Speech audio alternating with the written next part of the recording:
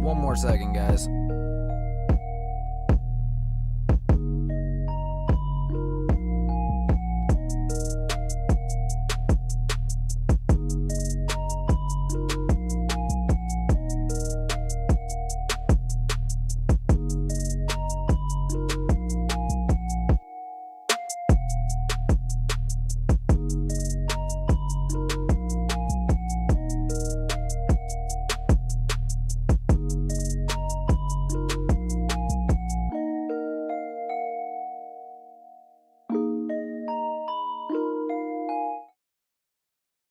This is this between us. The number one podcast in the world. This is the JBU.Show featuring Austin from the Miller Talk Podcast. Allen, The American Sincerest. and now your host, Cam Allen.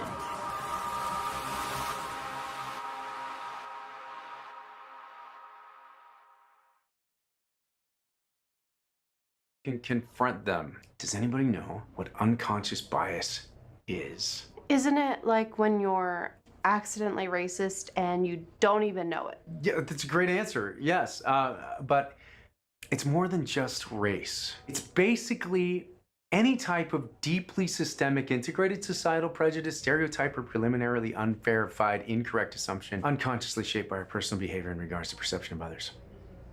But good try, though. Okay. We're gonna run through a few fun exercises to test our own potential biases so that we can learn to identify where we need to grow in compassion for others. Okay, first slide. Which one of these beautiful people is most likely to own a cat? I want to say the woman with the glasses. What makes you say that? But I don't know, just the feeling. Thank you for answering. And because this is just an exercise, there are no wrong answers. However, the correct answer is all of them. How could you not know that? People are complex individuals. So when we make a snap decision about someone based on their looks or their socioeconomic status, we reveal an ugly side to ourselves. Next slide. Which one of these beautiful individuals do we think might be an undocumented migrant? I think, The white guy. Yes? never mind. Okay. But the answer is there is no way to truly know one's immigration status simply by looking at them. All right, next Really? slide. Is that really Which the of case? these people is most likely? All right, how's it going, everybody? My name is Chris, and this is the JBU Show, and we will finish that here in just a second, of course, from the Babylon Beat. But we're going to be talking tonight about what I believe might be the most important Supreme Court case, at least in my lifetime. Perhaps I've said that before. I don't think so, though. Pretty sure. I can't think of anything that would have been important enough to. But I think that this might be, and I'll explain the reasons why and all of that. We'll get into both sides of this, and you will learn here tonight why this case is happening and why specifically one side or the other is blatantly correct. All the information you need, you will get here tonight. On top of that, of course, we'll have some make fun of some liberals and various other things too, because that's what we like to do here. There was some sort of housekeeping thing that I needed to mention here, but I can't remember what it was, so let's go ahead and finish the video from Babylon B real quick. To commit an act of ideological terrorism. Oh, I know. Any one of them might be or might not be. Right? Yes, that's correct. Yes. Wow, good job. You're so smart. Okay, moving on. Which of these figures is most likely to be a school shooter? Ooh, I know. We can't tell by just looking at the pictures alone. Right again. It could literally be think it's the any girl of with the these violin. people. That one's literally holding a gun, though. Last exercise. Now, I'd like to hear from anyone else in the room except for her. Okay, this time. Which one of these people is least likely to have a father present in the home? Okay, I'll go. Any of them is equally likely to not have a father in the home? What? No, it's this one. All right. Which of these is most likely to own all the banks? All right. I wish I had, some clever line or something for the end of that, but I don't. Normally we'd have a bunch of videos lined up, but there aren't too many tonight, just because of the nature of the topic that we're getting into. Because, while we are talking about a Supreme Court decision, the decision hasn't happened yet. We're talking about the argument. So, I do have some video of the oral arguments to play. However, we don't have to go through the actual opinion of the court. I know that's sometimes boring, but necessary. Instead, we're going to be talking about the arguments that are being made. Before we get into that, though, it's worth noting that for the first time in, 50 years-ish, we've launched a moon mission. So that's kind of cool. NASA launching Artemis 2 today. And the launch was successful. Apparently, they're going to be streaming it 24/7 for the entire 10-day duration of the flight. They're going to go and orbit the moon, I believe, and come back. Why that's necessary before landing on it, I don't know. But that's what we're going to do, so that's what we're doing. The launch went well. If you were able to catch it earlier today, awesome. I barely caught it. I completely forgot that it was happening. And so I was at the gas station. When I got the notification on my phone, I hurried up and logged on and watched it with a bunch of people at the gas station who wanted to see it too. But nonetheless, here it is if you missed it. Right here somewhere. There it is. Okay. We'll go ahead and watch the first couple minutes of the launch here again. Here we go. So starting at 10 seconds 10, to launch. 9, 8, 7. RS-25 engines lit. 4, 3, 2, 1. Booster ignition. And liftoff. The crew of Artemis 2 now bound for the moon. Humanity's next great voyage begins. That is an absolutely massive rocket. Good roll pitch. If you have ever been to the Kennedy Space Center and stood underneath the boosters from the space shuttle rockets, then you have an idea of how incredibly massive that is. AMT high. For anybody that's unaware, just because I had somebody ask me this question earlier today, and so if you're unaware, so the white pods on the side, those are the boosters, and that's what they lit those and it immediately took off because those are to help them get out of gravity. That gets them out of the atmosphere. This is the main engine right here. And that's what gets them all the way to space. Once they get to space, so you'll see the boosters fall off first, and then the main engine will carry them for the first 10 minutes or so until they get deep into space. Not deep into space, but far enough into space. And then what you'll see is from actually the inside of this, you'll see where the capsule, which is right here, physically disconnects from the main engine there. On time, passing 30 seconds. We're not going to watch all the way through to all that, but I'll see if I can forward to those milestones at least. Space Launch System core stage. Integrity, 3 miles in altitude. Traveling more than 1,200 miles per hour.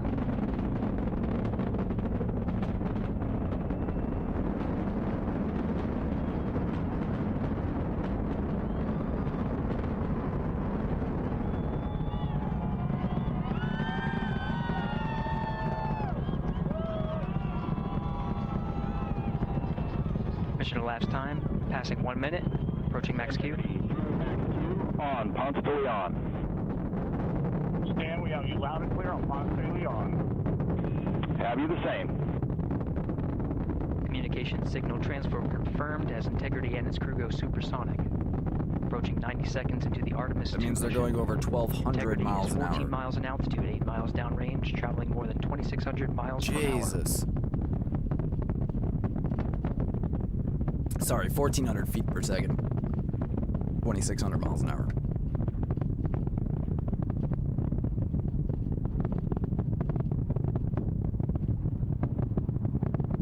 One minute 50 seconds of mission elapsed time. Standing by for main engine throttle down to 85%. Ahead of solid rocket booster separation expected at the 2 So we'll minute go as far as the mark. booster separation here. We see throttle down.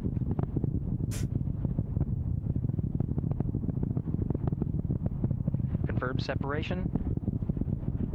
Main So engine there's the throttling boosters up, falling guidance off right confirmed. there. And I couldn't find confirmation earlier. Does anybody know whether the boosters came down and landed, or if they just dropped them into the ocean like they used to? Upper stage RCS ready. So now you have just that main orange engine carrying them up. Integrity, SM priming complete. SM priming complete. 2 minutes 45 seconds of mission elapsed time into the Artemis 2 mission. Thrusters on Integrity and upper stage confirmed in a ready state ahead of service module fairing separation.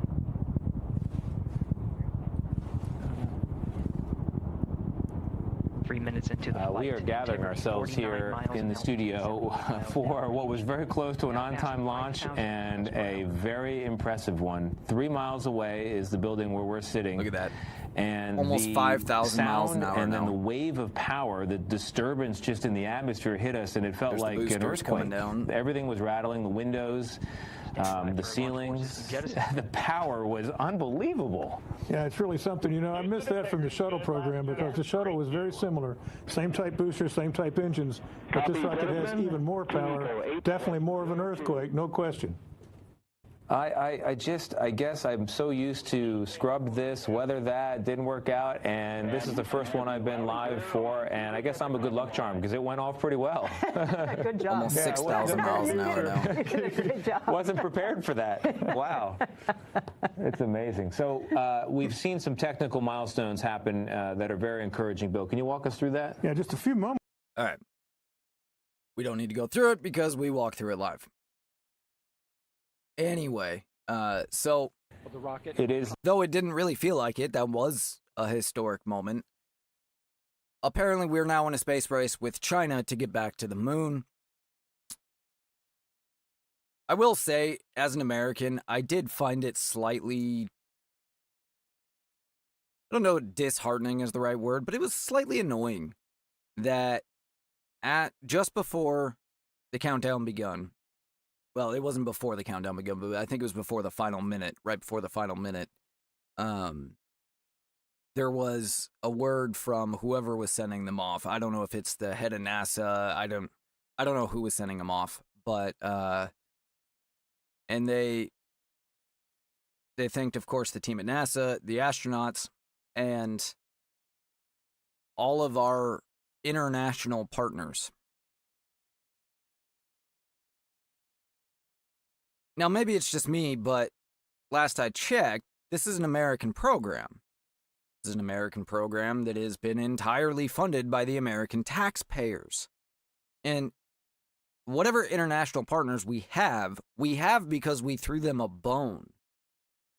Hey, you want to build the door handles on the spaceship so you can say that India had a part in this, or, Uganda had a part in this? That's that kind of virtue signaling stuff that I thought we were doing away with. And was wholly unnecessary. And then on top of that, and I'm going to double check this just because I never confirmed it, and it's not something that I'm intimately familiar with, so I don't know. It sounds right, but what are they called? Astronauts.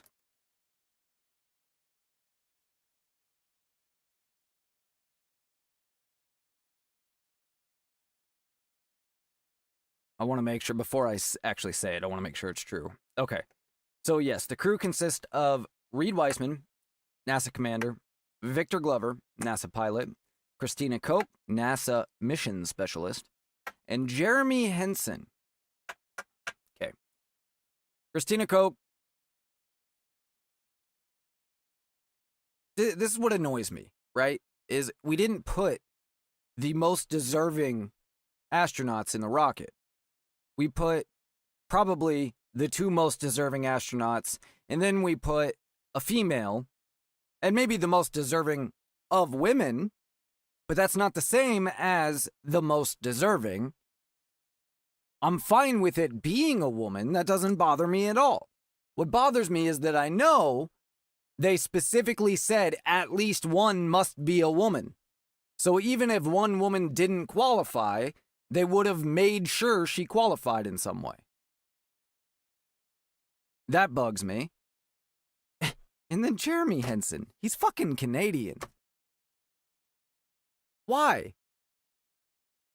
Why? Especially on the flagship launch of the new moon project.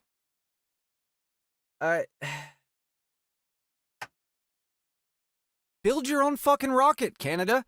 You invest your money in it if you want to go to space.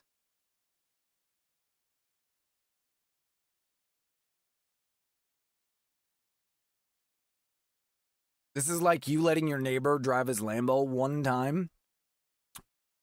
Or you letting your neighbor drive your Lambo one time, and him telling everybody now that he owns a Lambo.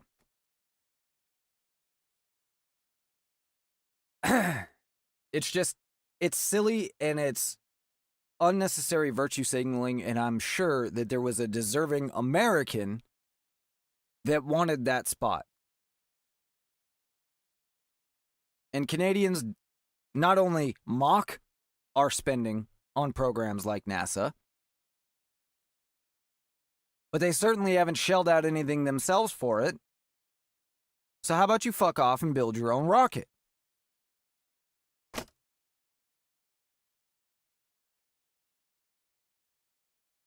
We'll see if China ever manages to get around to it.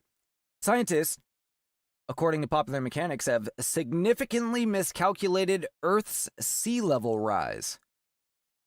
And you might be saying, well, no duh. Of course they have. Because we can all see the sea, at least if you live by it like I do, and it hasn't changed at all. Changes every 12 hours. with the moon cycle, the tides. Goes in, comes out. Goes in, comes out. Once a day you have a low low and a high high. And once a day you have a short low and a short high. Meaning, one of the two tides a day, in and out, is the maximum low and the maximum high, and then the second one is usually a little bit less. I don't know why that is. I'm sure there's a reason, but I don't have any idea. I just know that is how it is. But no, that's not what they said. What they said instead is that they've underestimated how much sea level rise there has been.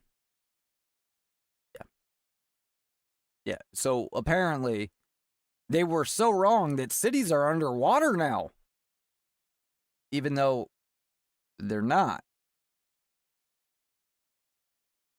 I just, I've got an interesting theory that I'm working on, and it's not complete, so I'm not going to get deep into it, but towards the end of the Cold War, now, back in the 1970s, okay, we had some legitimate environmental concerns because all of the industrial explosion in the beginning of the 20th century, we didn't do everything exactly right? We were a bit wasteful, we were a bit careless in the way that we did certain things. And as much as leftists like to blame it all on corporations, it was hardly just corporations. They were acting no different than anybody else, including government. There's whole islands in the Pacific Ocean, not just that are full of abandoned military equipment. There's a whole island out there that's full of like old military jeeps that they just left. All the oil, all the coolant, all the components in it, they're with it. Now, those might have been air cooled, but that's beside the point. That's just circumstantial. If they had coolant, they would have left it. Transmission fluid, all that. Excuse me just a second, I gotta sneeze.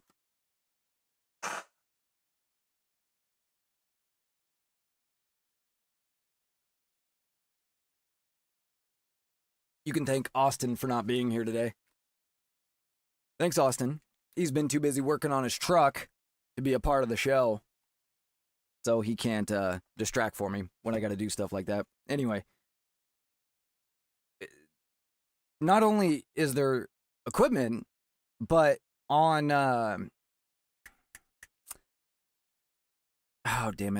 in the Marshall Islands, I forget which island it is. It's not the main one where we did the nuclear test back in the 1950s and 60s, but it's one of them. And there's a whole pit. So we blew up a nuclear weapon, right? We were testing nuclear bombs back in the 50s and 60s in these islands in the Pacific Ocean. We blew a big crater into the ground in this island because we did a land test. And then 10 years later, or 20 years later, whatever it was, when we wanted to clean it up, we just took all of the shit, including some plutonium and stratonium and, whatever, cesium, I think, radioactive material, and we just threw it in the crater where we blew the bomb up. And then we took all the dirt on top of the ground on the islands and threw that in the crater on top of it because it was all infected, for lack of a better word, with radioactive material. And then we just threw cement over the top of it. Problem is, that cement lid, we didn't line it with cement. So it's not a cement cylinder going all the way down. It's literally just a dirt hole with cement on it, surrounded by ocean. And so as that cement ages and the lid starts to crack, water starts seeping in, radioactive material seeps out. Now, realistically, on a large scale, does that have much effect even on the people in the nearby islands? No, not really. Because the ocean's massive, and by the time that stuff spreads out, yes, that immediate island is going to have some some effect. But remember the big concern with Fukushima? And, oh, God, we're not going to be able to eat fish by the year 2020 because all of the radioactive material from Fukushima is just going to destroy the Pacific Ocean. Yeah, it turns out there was basically no effect at all. Even in Japan, even in the immediate nearby waters. Same sort of thing. There's another island that is nearby those islands. I just learned about this the other day. I was zooming across Google Earth, checking out. I was looking at Diego Garcia relative to the Iran conflict going on right now. And I found another island that I had never heard of before, where we had abandoned and still abandoned. We didn't abandon this one till the 90s. And that's because we stored a bunch of chemical weapons there. And then when we decided to disarm all of our chemical weapons in the 90s, we sent all of them to this island, as well as all of the Agent Orange, like some million barrels of Agent Orange. Basically, all the chemicals that we wanted to get rid of, we just sent to this island, built an incinerator, incinerated what didn't leak out all over the island, because all the barrels were leaking and stuff after a period of time of being on an island. And then we destroyed the incinerator and just left the island. And now it's illegal to go there because it's fucking toxic. We weren't the most responsible. And it was hardly just us. You know, a lot of people might point the finger at us. It was hardly just us. Everybody was the same way. And I think in general, the idea is kind of, the rule of thumb basically was kind of similar to the approach that I take, although I wouldn't be nearly as reckless. And that is, it all comes from the earth one way or another. And yes, we can put it together in novel ways, but it all comes from the earth. And it can all go back to the earth. And we've learned during that time that there are some novel ways that we can put things together, such as nuclear weapons or chemical weapons, that don't go back to the earth fast enough. For example, the radioactive material that is in that crater, there's only a very small amount of it, but there is a certain type of radioactive material, and this is where I get confused, isotopes and all that.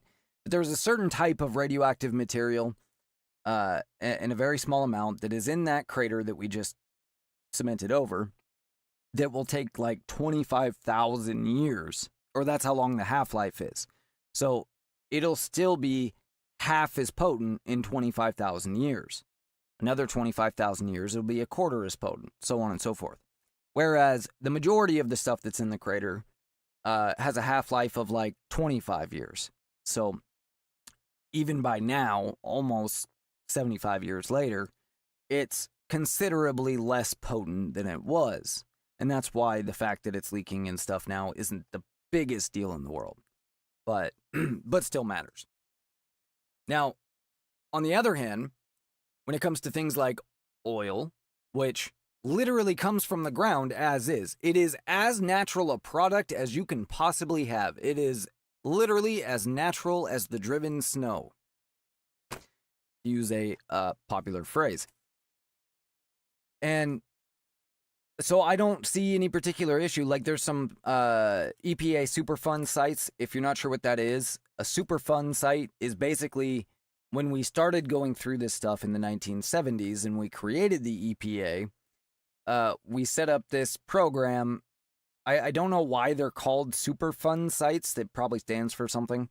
But the EPA basically identified all the places where we had left a big-ass mess that we were responsible for cleaning up, basically. We did a lot of it, and we did the priorities, but we didn't do some of it. And when I look at the sum of it that we didn't do, I don't see too many problems. For example, there are some Superfund sites in Alaska that had to do with the Navy's oil exploration, I think. I don't remember exactly what it was that caused it, but it's basically marsh lands way up in, the tundra that even only a select number of animals exist in. No man's land, basically. There's some very small areas of marshland that are contaminated with oil. But oil literally comes out of the ground. And natural oil springs have happened before. Millions of barrels of oil seep out of the ocean floor every year. Through natural holes, not from man-made holes, to be clear. I don't see that as a big deal. I don't. I get that a certain concentration of certain things in certain areas can be deadly to certain things. But that's true about literally everything. Yeah, if I were to cover the jungle in oil, not going to be great for the jungle. Although really most of the jungle is going to survive because the animals can move and the plants can deal with getting splashed with oil as long as it's not constant. Do the same thing with water and you're going to lose most everything. It's just a function of the planet. Like, I don't know. I don't see certain things, especially if they are natural or in their natural form. I mean, there are poisons that come out of the ground as poisons. What are we supposed to do about that?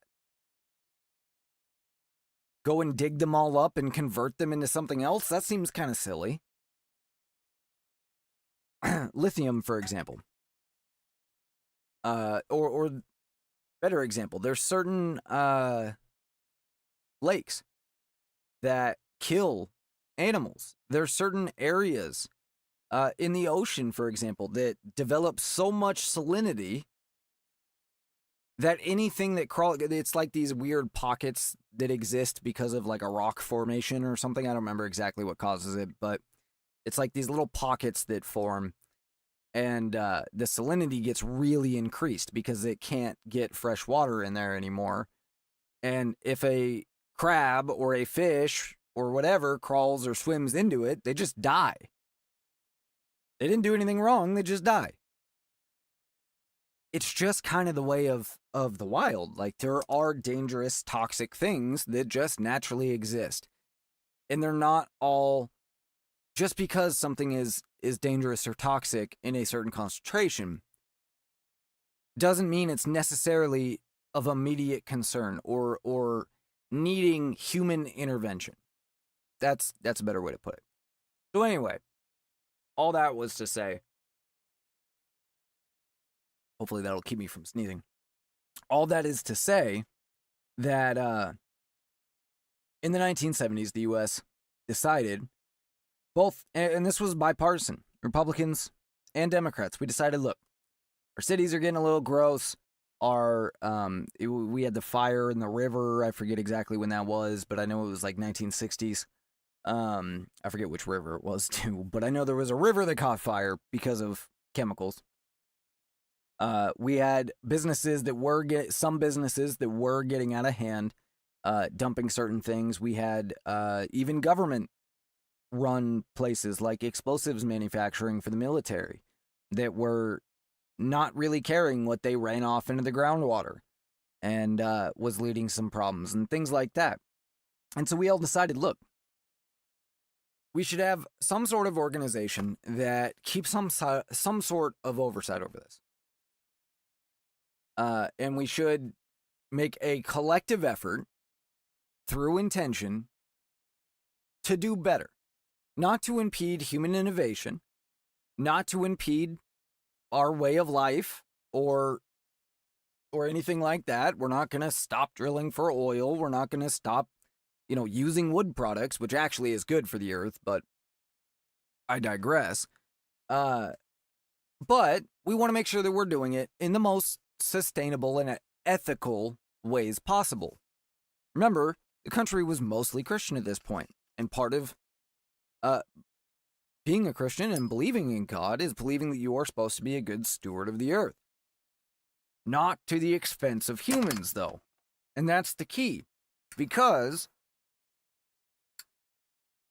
those that wish to fundamentally transform this nation have turned this into an excuse to limit human innovation, to limit population growth, and to convert the economy from one that is independent, meaning a whole bunch of individual companies and corporations, to one that is entirely dependent and run by government. Green energy has very little to do with the environment. This is evident by the fact that solar panels and windmills are just as bad, if not worse, for the environment. They save zero environmental impact. They might save a tiny bit of carbon, but they way more than make up for it on the other end. With waste or whatever it is, right? There's various ways, but what it is about, mostly, in my eyes, and seems pretty obvious just based on looking at it from an objective point of view, is shifting power. Energy is the number one source of money, basically, in the planet, right? Because energy is the basis of how we do everything. It's how we make food, it's how we move goods, it's how we, light our homes, heat our homes, air condition our homes, drive our cars, all of it. It's about shifting that power from oil companies who are not beholden to anybody. They are remarkably loyal to the American government and the American people, despite technically having more power than the American government combined. But they're not beholden to anybody. But if you create a new energy form that is beholden to you, and then you outlaw the old energy form, well, guess what? You now control energy. It's exactly what they did to healthcare. They outlawed independent healthcare, and now all healthcare is dependent on the government. It's why companies like AARP, who were independent before, fought so hard to get Obamacare passed, because they were willing to be dependent. And by willing to be dependent, they scored a massive windfall. I should look into that someday and see exactly how much AARP, how much their business has grown directly from Obamacare, because I bet it's gross.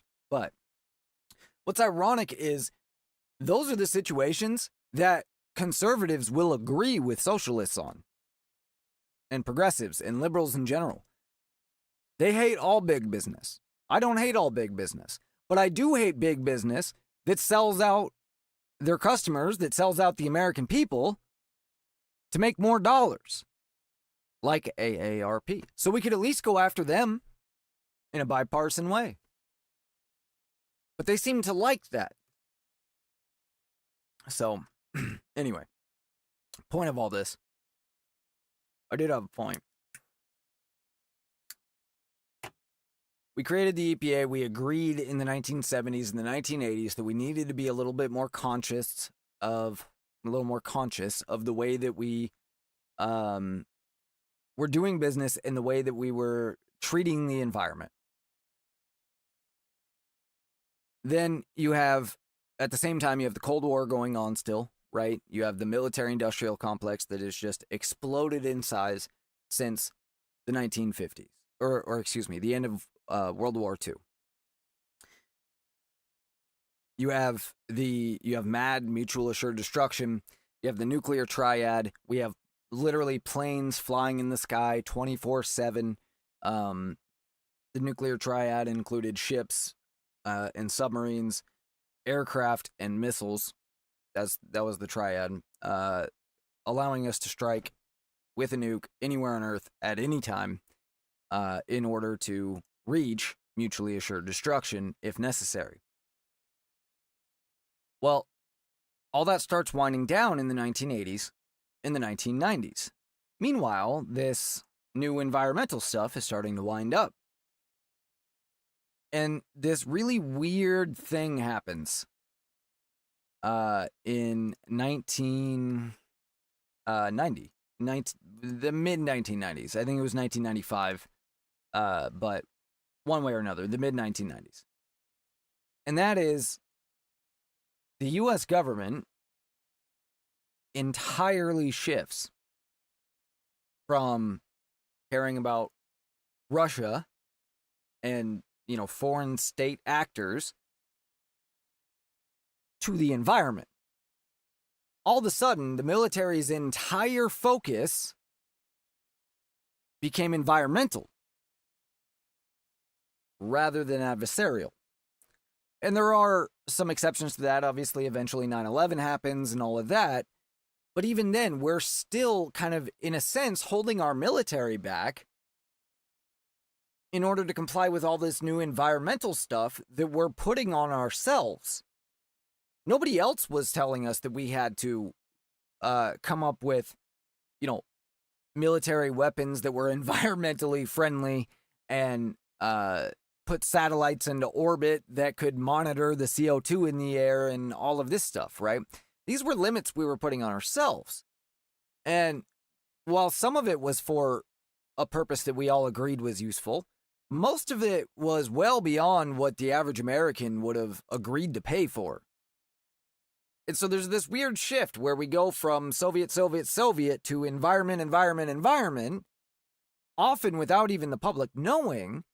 And now weather or climate change becomes enemy number one.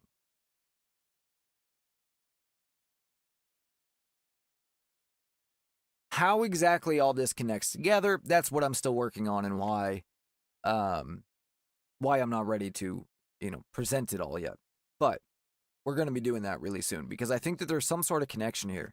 And I think that when we see papers like this that say, hey, by the way, we screwed up, and not only have we been measuring ocean rise wrong, but it's actually way worse.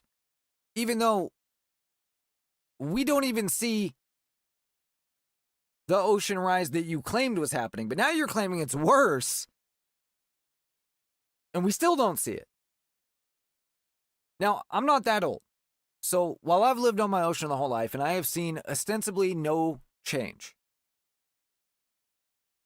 it's hard to say perfectly, because the tide comes in, the tide goes out. During certain times of the year, the water level's higher. Certain times of the year, the water level's lower. There's every year for about 2 weeks, there's what are called king tides. At least here in Washington. I mean, I don't know if that's what they call it everywhere, if the same thing applies everywhere, but that exists here in Washington. And during that time, tides are way higher than they normally are. I don't remember what exactly causes that. I think it's because the moon's like at its closest to the earth in its rotation around it or whatever, or in our rotation around the sun, whatever it is. We get king tides, and it can be quite dramatic, especially if you get a storm and king tides.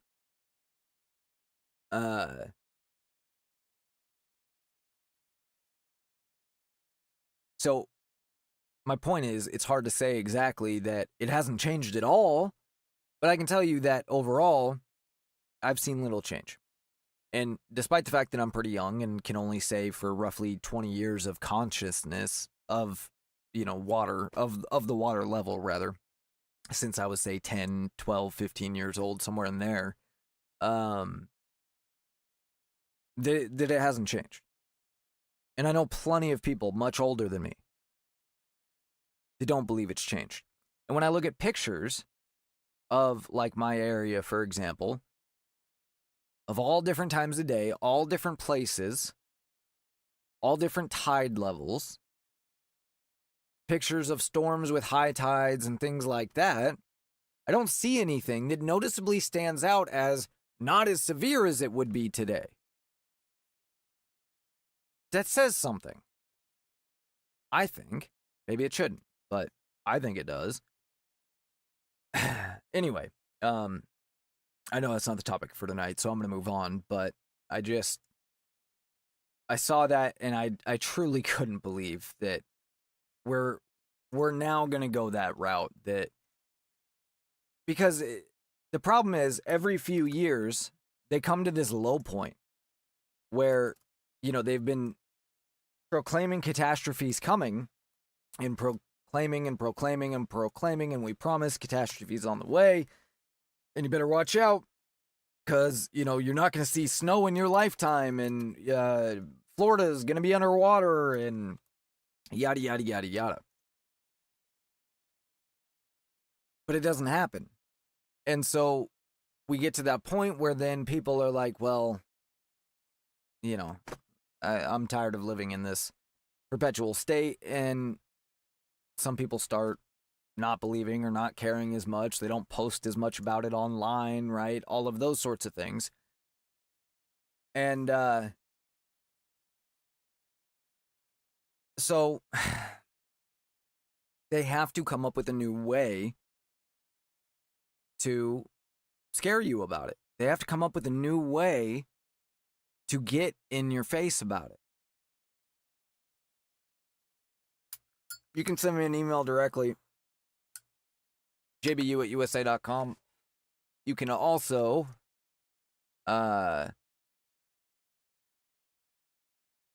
the show on x.com/JBU_show. Don't forget to check out my co-host, Austin from the Miller Talk podcast, millertalk.substack.com. Check out what he's got going on. Hopefully he'll be with us tomorrow. We'll see how it goes.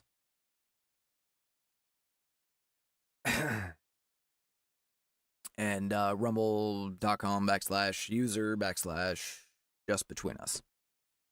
Anyway, follow the show, share, please, because it helps us desperately in the algorithms, and as you could see, we could use it. Nonetheless, let's move on here.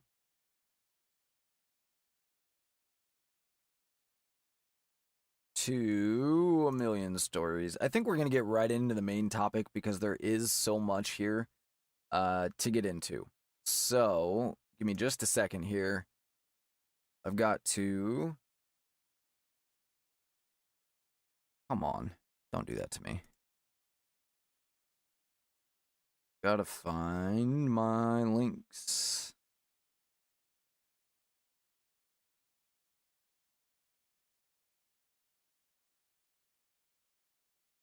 Okay,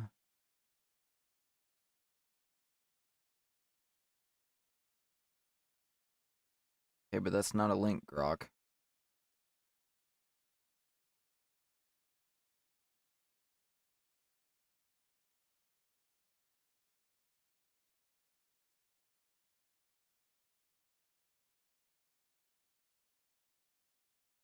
Alright, let's try this one.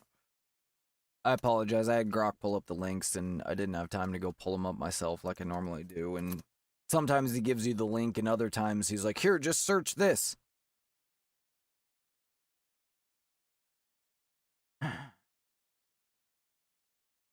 In the years after. So, this video comes from Vox, and there's obviously going to be certain problems with it, but this will give a brief description of at least the leftist side of this and where they're coming from. After the American Civil War, the U.S. made 3 amendments to its national constitution that, among other things, established rights for African Americans. One of those amendments abolished slavery. One granted the right to vote to African American men, and one, among other things, gave African Americans... Okay, already an issue. The 15th Amendment does not grant the right to vote to African American men. It ensures that their vote cannot be infringed solely because of their race or previous condition of servitude, meaning slavery. The difference is incredibly important because one enshrines a right, the other protects a privilege. There is no right to vote. But that's not what this is about, though, so I'm going to let it continue. Just making note. Americans, the right of citizenship. Okay.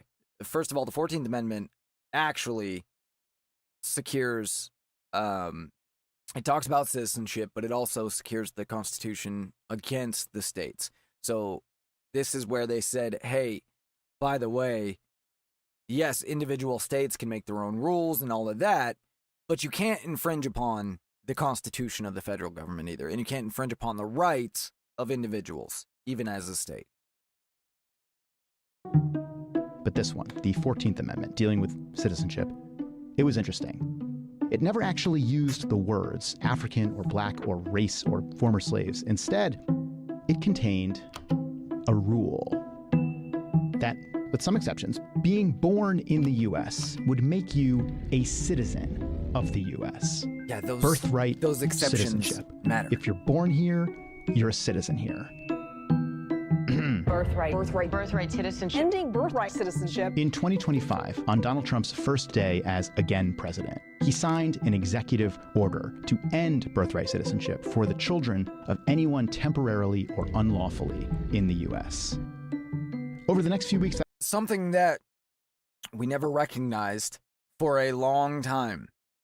And then I'm not exactly sure when we did because there was no like official recognition of it. We just started accepting that the children of illegal immigrants were citizens. Something that the writers of the 14th Amendment, nor the Founding Fathers, would have ever thought to be a logical conclusion.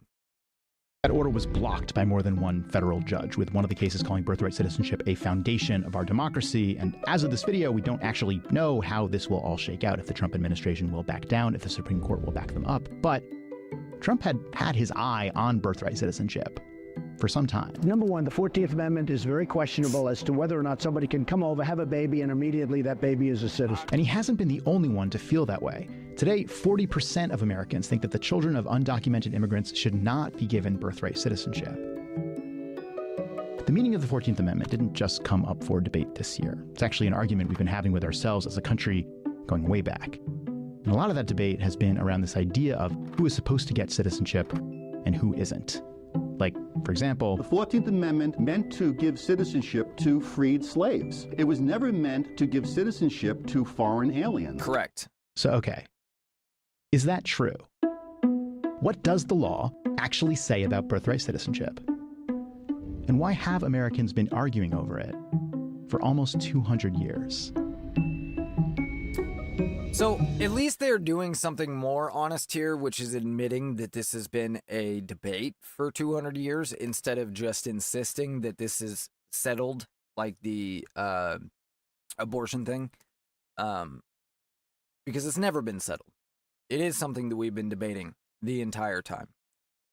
And I'm going to make my case, but I think that it is perfectly clear. I don't think that there is any debate to be had, because I think that from the time it was written to the time after the Supreme Court case that they're going to refer to, that they imply said that illegal aliens must be, the children of illegal aliens must be citizens. I don't believe any of it actually says that, and I think it's pretty clear in the fact that it doesn't say that. So let's get to that here. We don't need to finish watching the Fox video. Instead, rather, I'm just using that stall for a second while I do something else. Because I have my own explanations, obviously, and I can only imagine how annoying that's going to be when we get into some of their explanations. Now, what I wanted, though, that was not what I was looking for. What I was looking for was this, I think, which is some clips from the oral argument. So, the big hubbub today was that we heard oral arguments in the case.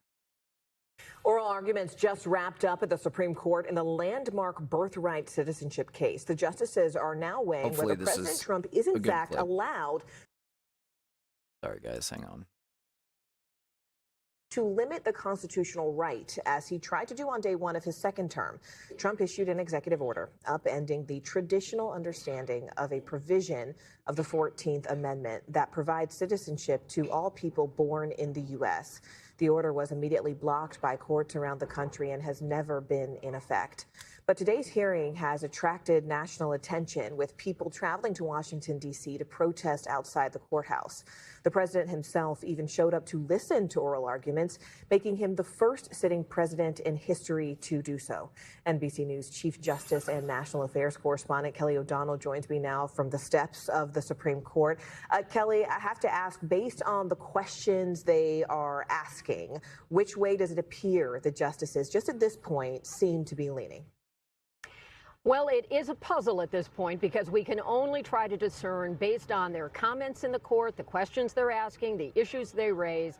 It gives us some window into their thinking, but it is not the complete picture yet. And at this point, it does appear there is deep skepticism of the president's plan to restrict citizenship.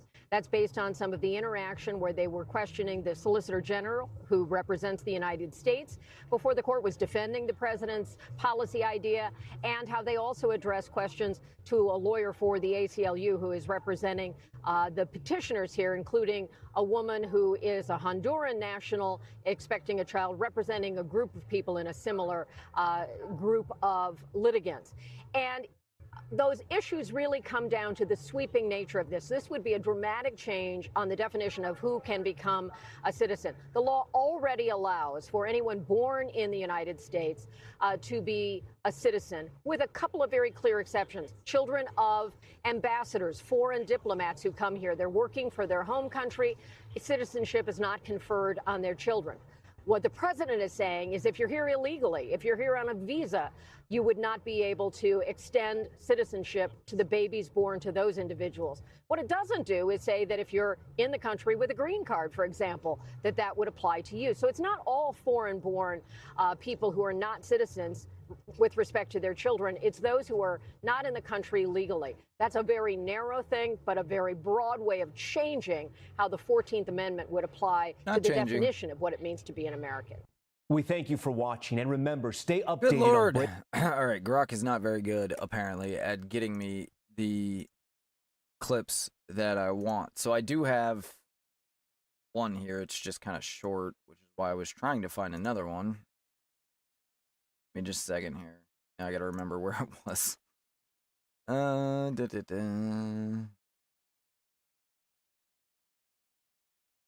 Said. All right, so this is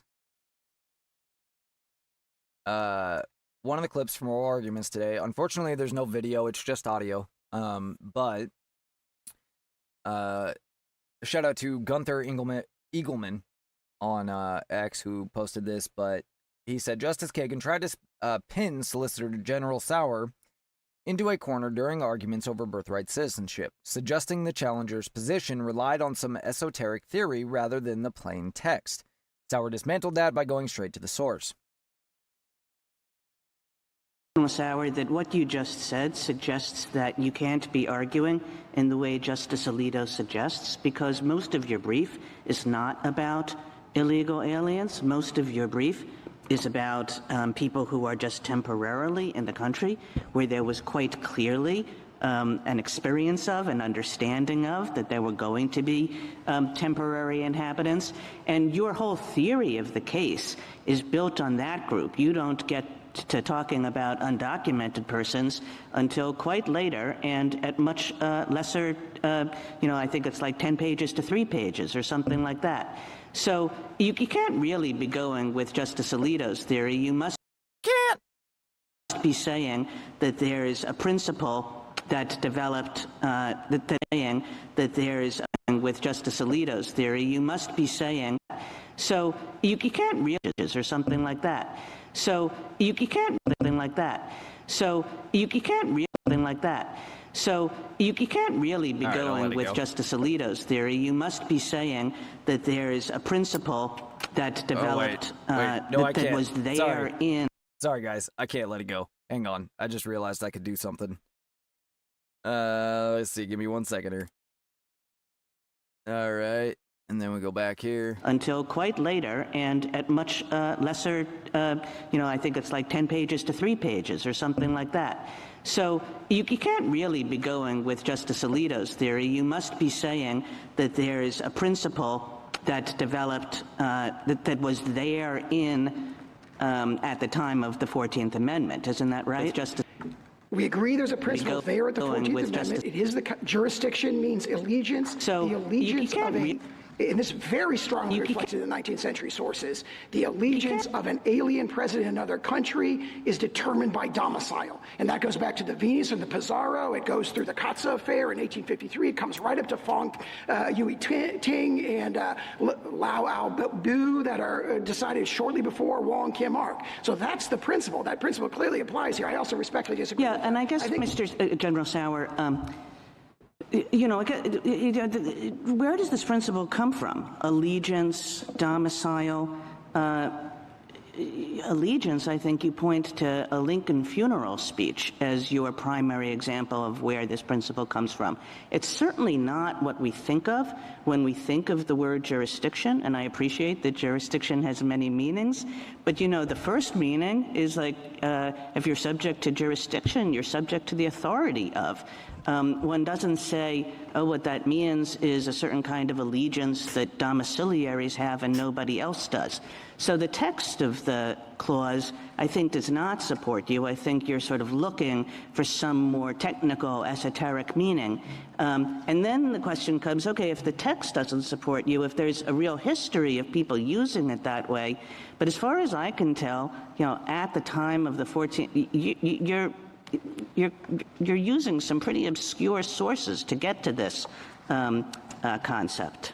Well, I take it straight from the framers' mouths. So, for example, Senator Trumbull was asked, what does jurisdiction mean? He means subject to the jurisdiction. He said, what does that mean? He says it means not owing allegiance to anybody else. He is the principal framer of the Civil Rights Act of 1866. Representative Bigham, who's the framer of the 14th Amendment, is asked, what does it mean in the congressional record at page 1291? He says, within the jurisdiction of the United States of parents not owing allegiance to any foreign sovereignty. And we've cited many, many examples where the congressional debates reflect that. Then you referred to the oration of George Bancroft. That's one of probably 16 sources, but there's at least 13, counting that one in the 12 treatises we cited, pages 26 to 28 of our brief. There is over a dozen sources that specifically address temporary sojourners.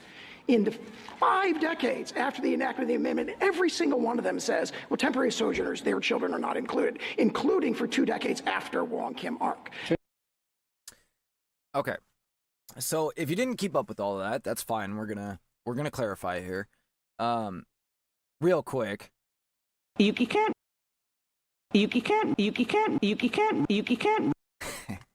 Sorry, I couldn't help myself.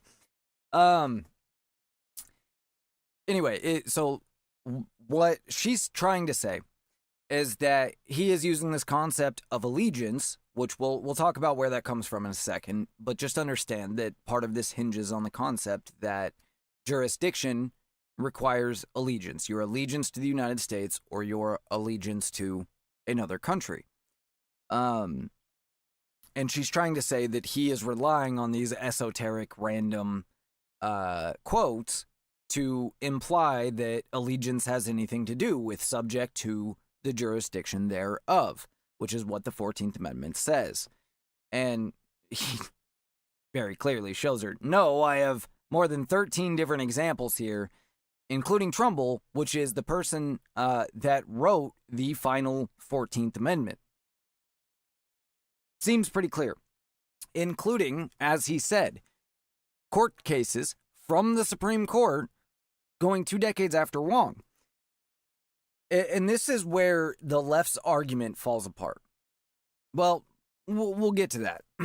Let's talk about what Wong is, okay? So this is where the left's argument really is in this court case, Wong v. U.S., or U.S. v. Wong, whatever it is. Wong was a descendant of 2 Chinese citizens, but they were legal immigrants to the United States. Now, they were technically still Chinese citizens. They had legal resident status.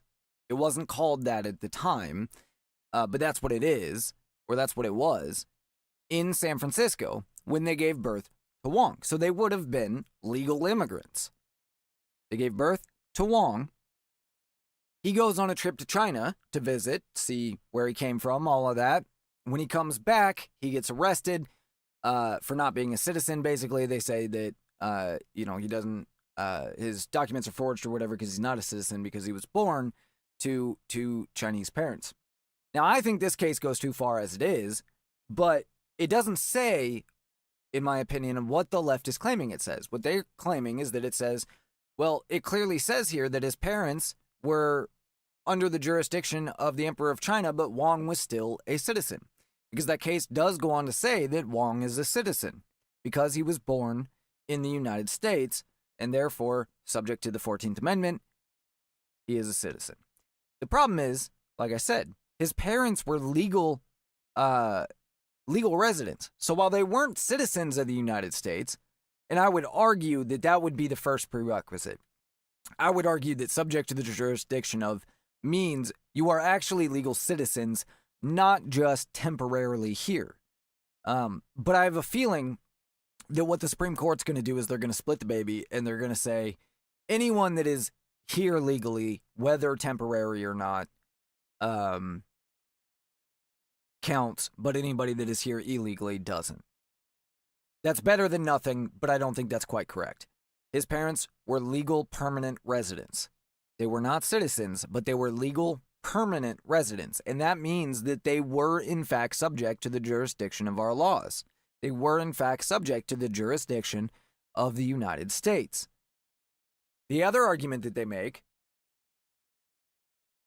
is that any exceptions to the subject to the jurisdiction thereof only apply to diplomats and their families, because it specifically says in the 14th Amendment. In fact, let's do that next. Let's read the 14th Amendment as it is, because that is obviously at the crux of this. Let's see. Lower court, ACLU, yada yada. 14th. All persons born or naturalized in the United States and subject to the jurisdiction thereof are citizens of the United States and of the state wherein they reside.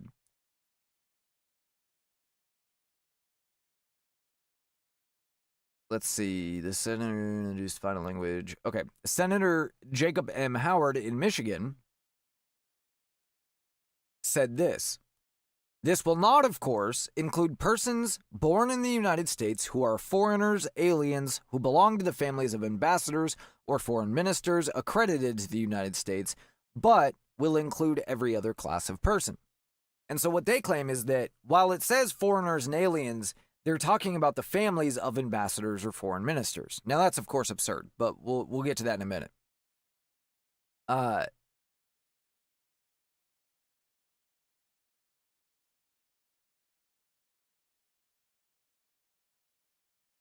There was a point there, but anyway, that's the crux of their argument.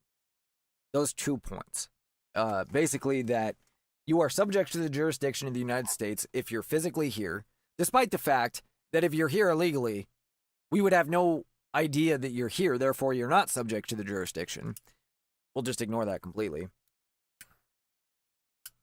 And then you have the Supreme Court case of Wang. Those are the 2 main arguing points that they are using. And this is what they are saying when you go to the media, the opinion pieces, all of the propaganda that they are putting out to support this. Because, of course, all this comes with a big propaganda push. And so from the Los Angeles Times, we have this article. It says, hundreds rally outside the Supreme Court to defend birthright citizenship against Trump's executive order. Inside the Supreme Court, as justices heard oral arguments in the case over birthright citizenship, President Trump became the first sitting president to attend such a proceeding. Outside the court, the great-grandson of Wong Kim Ark, the San Francisco man whose landmark Supreme Court case affirmed birthright citizenship in 1898, addressed a crowd of hundreds of people. Wong Kim Ark's victory ensured that people like me and millions of others would be recognized as fully American, not outsiders in the country of birth, said Norman Wong. This case transformed the 14th Amendment from words on paper into a living promise. Today, that promise is still being tested. Surrounded by protesters in favor of birthright citizenship was a lone counter-protester, the woman who wore a red baseball cap and sweatshirt stating "Chicago flips red," yelled into a megaphone as speakers addressed the crowd. "Freedmen stand with Donald Trump," she said, as the Reverend William Barber, too, spoke. "America first, Americans first." Undaunted, Barber noted that the 14th Amendment, ratified in 1868, makes clear that anyone born in the U.S. is a citizen. "The 14th Amendment protects babies from a caste system," Barber said. "They didn't allow evil in 1868. We're not going to allow evil in 2026. It's an absurd thing to say, of course. But the woman said, "Stop lying, Pastor," apparently. After Barber finished his remarks, the woman was drowned out by Aretha Frank's "Respect" playing over speakers. Not very original, are they? Inside the building, justices heard arguments over Trump's executive order, which aimed to end birthright citizenship. Incorrect. It does not aim to end birthright citizenship. It aims to end birthright citizenship in two cases: illegal aliens, birth tourism. Basically, temporary, anybody that's here temporarily. Not permanent residents, not citizens. You become a legal citizen? You're a first-generation American? Of course, your children are birthright Americans. You're a permanent resident, meaning you're essentially everything except you can't vote. You pay taxes, you live here permanently, you've sworn allegiance to the United States still. You just can't vote, basically. Your child is still an American. Not sure how I feel about that. As long as it comes with swearing allegiance to the United States, I'm fine with it. But if it doesn't come with that, then I'm not fine with it. I think that you shouldn't get to take advantage of anything in America if you don't swear allegiance to the damn country. Visiting is one thing, but that's different from trying to live here permanently while swearing allegiance to China or Taiwan or Australia, or it doesn't matter where, somewhere else.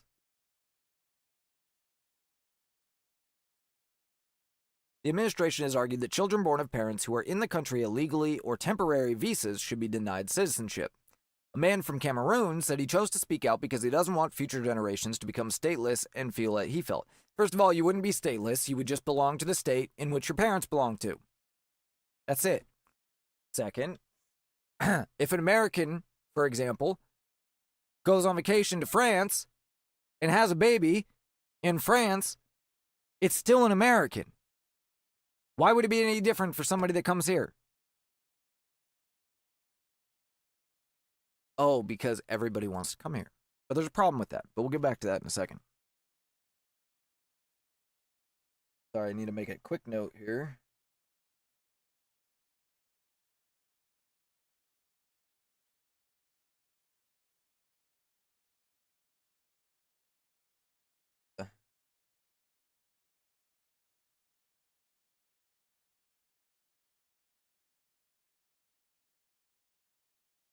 All right.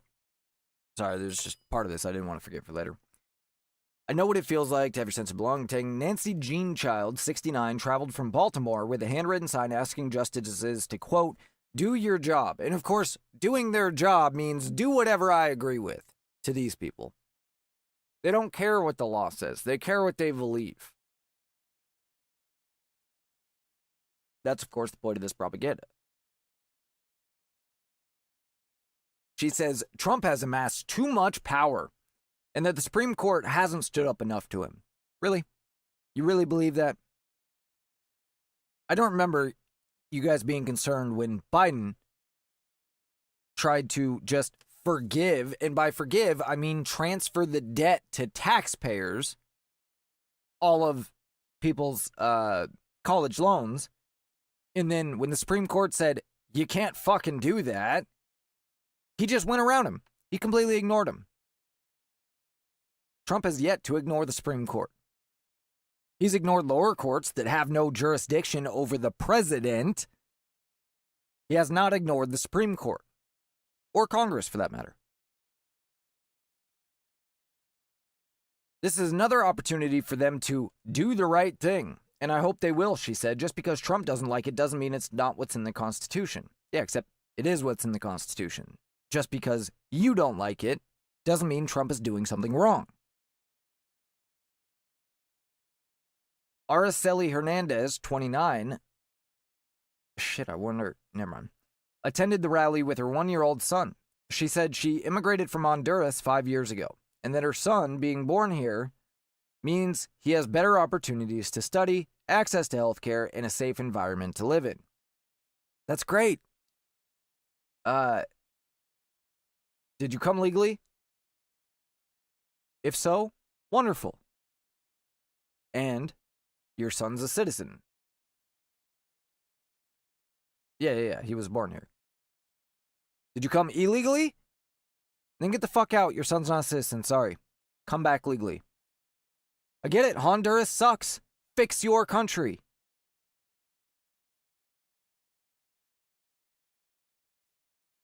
We'll come back to that. We came to represent the children who are not yet born because they also have a right to have a better future in this country. Why? What gives you the right? I can tell you what gives me the right. Aside from just being born here, aside from just being born to parents who are citizens, who did swear an allegiance to the United States of America, I also have parents, grandparents, great-grandparents, great-great-great-grandparents, and great-great-great-great-grandparents who have shed blood for this nation, who have fought for this nation, who have worked their asses off their entire lives to create this nation. So what gives you, your son, and all these other unborn children from around the world a right to be here? Because you want to be? That's not good enough. And look, I'm not just saying that to be a dick. I'm not just saying this is mine, you can't have it. The fact is, none of us can have it if we just allow anybody to have it. It doesn't work that way. And part of the job that I was handed down from my descendants, all the way back to the founding fathers, and no, I'm not saying my descendants are the founding fathers, possibly one of them. I know one side of my family at least has been here that long. But anyway, but all the way back to there is to conserve this nation. That is our responsibility as Americans. And so that means calling out people like you who say it's your right to be here, even though you didn't, your parents didn't, your grandparents didn't, and nobody in your lineage has done shit to contribute to this nation. And no, coming here illegally and making money to send home, that's not doing anything for this nation.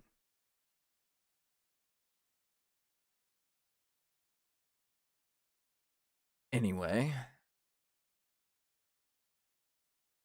Senator Alex Padilla, said he was confident birthright citizenship would prevail because the Constitution is clear.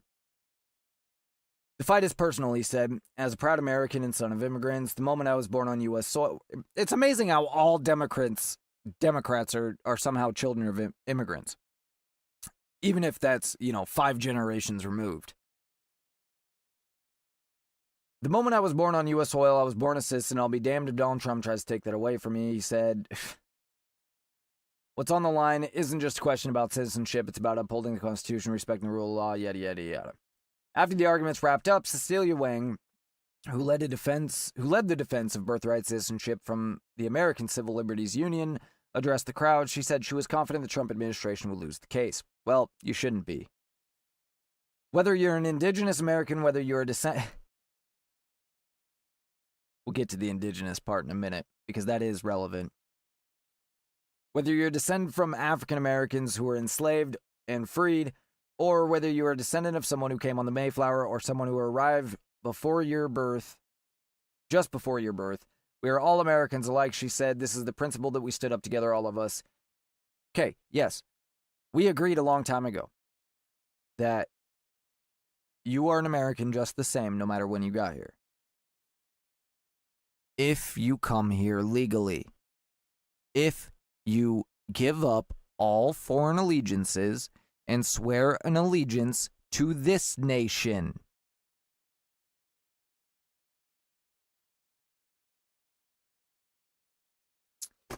That clear? Okay, glad that's clear.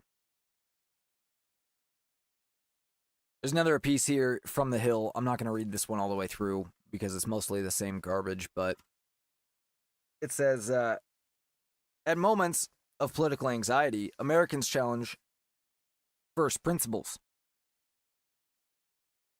Few are more foundational or more misunderstood than birthright citizenship. The text's 14th Amendment is plain. All persons born or naturalized in the United States and subject to the jurisdiction thereof, are citizens of the United States.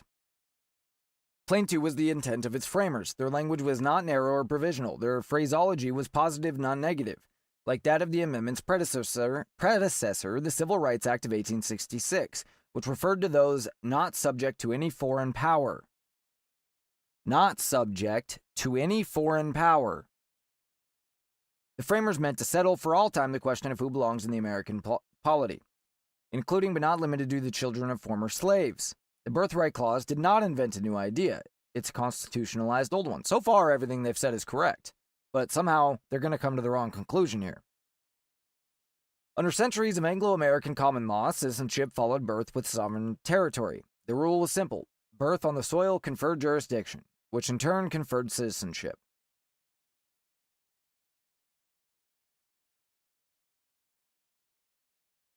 Pretty sure that Americans born in America before there was an America were still British citizens, even though they were born here.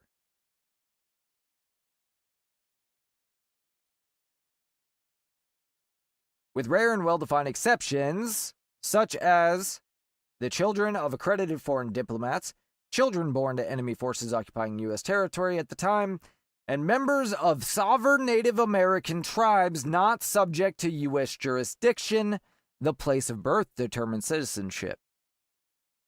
You see the flaw in the argument right there?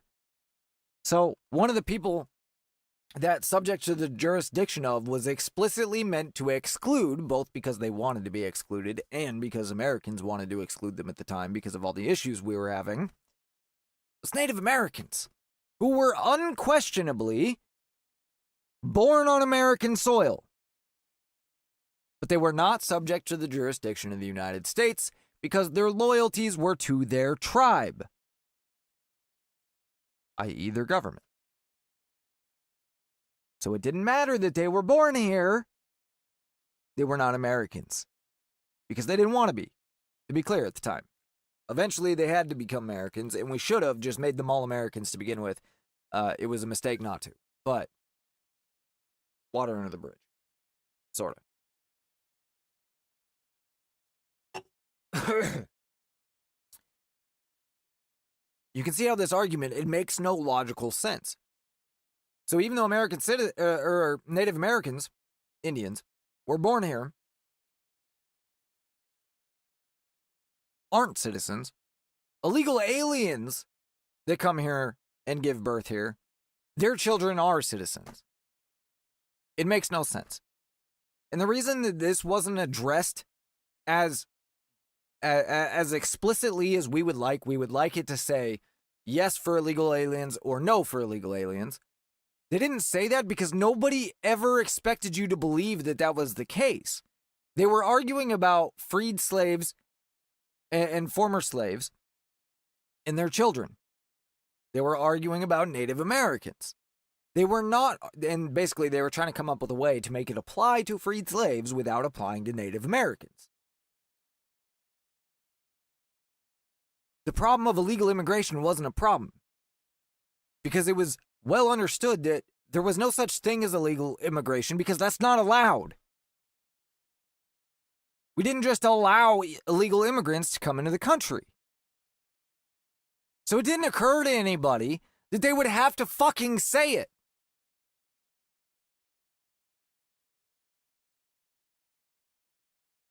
Remember, at this time, America had not entirely proven itself yet. We were not the leader of the world yet, so people weren't dying to come here.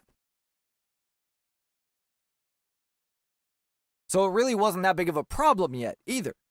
But nobody in their right mind believed we would ever just assume it was okay to come here illegally. If you're here illegally, we don't even know you're here, so how could you possibly be subject to the jurisdiction of the United States? Just because you're physically here when we have no idea that you're fucking here. It doesn't make any sense. And I had planned to go through this a little more in depth, but I just, the farther I go with this, it's like, guys, this is so fucking ridiculous that we would ever have these arguments. General Sauer, before we get into the broader I'll explain some of the other issues, problems here in a second. Would you start with Dred Scott? Dred Scott was a case about state citizenship. It was a diversity case. And of course, we know what Chief Justice Taney did with that. How does the Citizenship Clause respond specifically to Dred Scott and answers or changes or corrects its answer as to citizenship? The other point is the Citizenship Clause refers not just to national citizenship, but also to state citizenship. Are we to have two different definitions for those? It's one word, citizens of the United States and citizens of the state wherein they reside. So as you begin, I'd like you to go back at the beginning and be more specific about the answer, and I want you to explain whether or not those two definitions are the same or related, and what state citizenship is based on. Thank you, Justice Thomas. I'll maybe start by addressing Dred Scott. You know, as you alluded to the fact, Dred Scott, you know, imposed one of the worst injustices in the history of this court, and it led to the outbreak of the Civil War. It's very clear, and this court in all of its early cases interpreting the 14th Amendment said, you know, the one pervading purpose, the main object of the Citizenship Clause is to overrule Dred Scott and establish the citizenship of the freed slaves. And if you look at the debates in the congressional record and discussion surrounding the adoption of the Citizenship Clause, what you see is a very clear understanding that the newly freed slaves and their children have a relationship of domicile. They do not have a relationship to any foreign power. For example, there's a comment where he says, look, people have been here for 5 generations and clearly have no relationships to any foreign African potentate, or have a relationship of allegiance to the United States. And that reinforces our point that allegiance is what the word jurisdiction means. It doesn't mean regulatory jurisdiction or sort of being merely subject to the laws. They're talking and they're thinking about it in those debates about allegiance. Now, as to your second question, if you look at the text of the clause, we believe it says, born in the United States, born or naturalized in the United States and subject to the jurisdiction thereof, are citizens of the United States and the states of which they reside. So there's a constitutional guarantee that applies to both federal or national and state citizenship. And the key point we make there is that that word reside, if you look at, for example, section 1473 of Justice Story's commentaries, was understood to mean domicile. So when they say subject to the jurisdiction, and then they go on to say you're a citizen of the United States and the state in which they reside, the very text of the clause itself presupposes that the citizen is domiciled in the United States. If they're present in a state at all, they reside there. Reside means domicile in the Constitution, and we think that strongly supports our interpretation. It's textual evidence of our domicile-based theory of jurisdiction.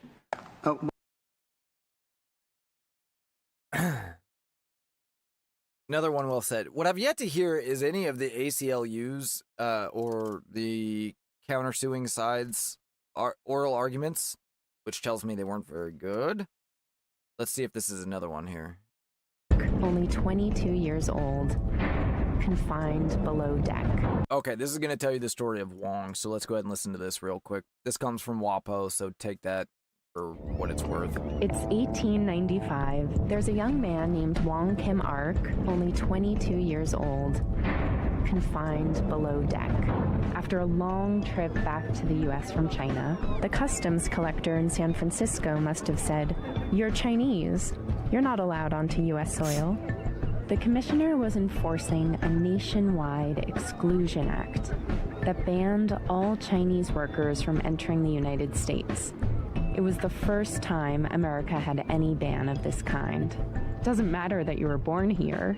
Your parents are Chinese, so you're Chinese, and you can't come in. But was the customs collector right? That question, whether citizenship is the birthright of anyone born in the United States, would go to the courts. And while judges considered it, Wong Kim Ark was left rocking out on the choppy waters of the bay, waiting to hear his fate. His case went all the way to the Supreme Court at a time of rampant anti-Chinese sentiment in America. The justices, for the very first time, confirmed that the 14th Amendment did in fact mean that being born in the United States makes you an American citizen. If you're born to legal parents, legal residents, not if you're born to anybody. This is the thing. And we heard this in the first set of oral arguments that we heard, and I said I'll bring it back up in a little bit. There were many cases after Wong, and that's the problem with the defendants hinging their entire arguments on Wong. Wong is just one case, and as you just saw in that video, it was the first time that the courts said this. Shouldn't that stand out to you? Because for 20 years after, I think it was the Solicitor General said, he's got cases that clarify that you must be a legal citizen or legal resident, legal permanent resident. You cannot be here on a temporary visa, you cannot be here as a temporary resident, and you cannot be here illegally. Now again, we can make some question as to temporary. We cannot make any question as to whether they meant illegal aliens. It's unquestionable that illegal aliens were not counted. And this is why this is such a big case. Obviously, it's a big deal just in and of itself. It makes a big deal going forward, right? On whether we're going to have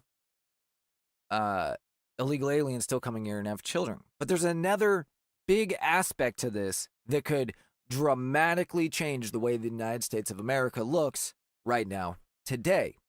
We're going to get to exactly how that is in just a minute when I come back.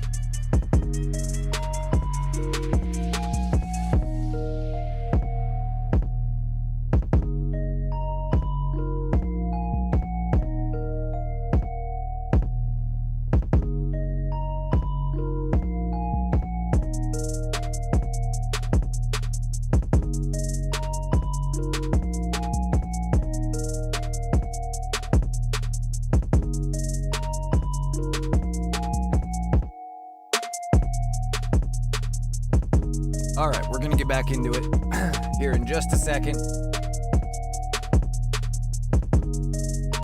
So don't take off anywhere. quick little number here. And we're going to get at it.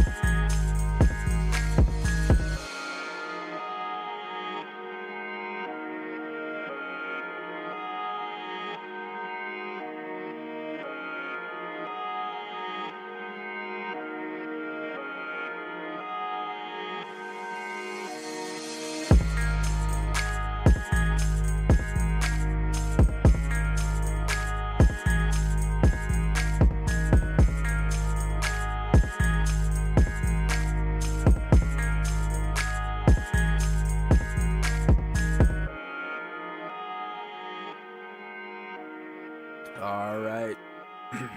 Let's get back into it.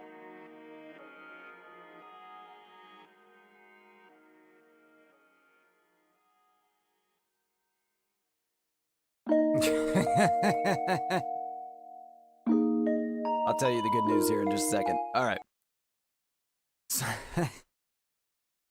At Luchuga Di Diablo, rather ironic that he would name himself Diablo. Alex Garcia at LECHUGAD Diablo just called me subhuman filth, a traitor to the human race, lacking basic human empathy.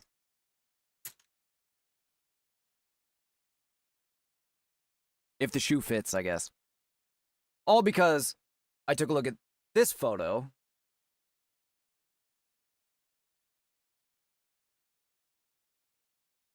And said, yeah, except, first of all, this photo's from 2019. So be mad at Obama, not Trump.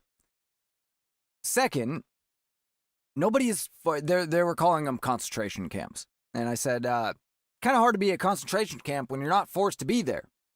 First of all, you could have self-deported, got $2,500, had the opportunity to come back legally. That's the first reason you don't have to be there.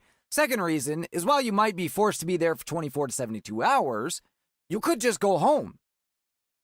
The only reason you have to stay in an ICE facility for longer than roughly 72 hours, it depends. There's occasionally a reason where you might be there a week or whatever, but generally speaking, they're ready to deport you within 24 to 72 hours.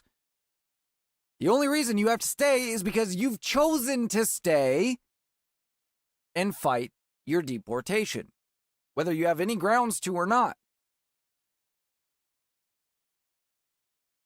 And you have to acknowledge in doing that, that means you have to stay there.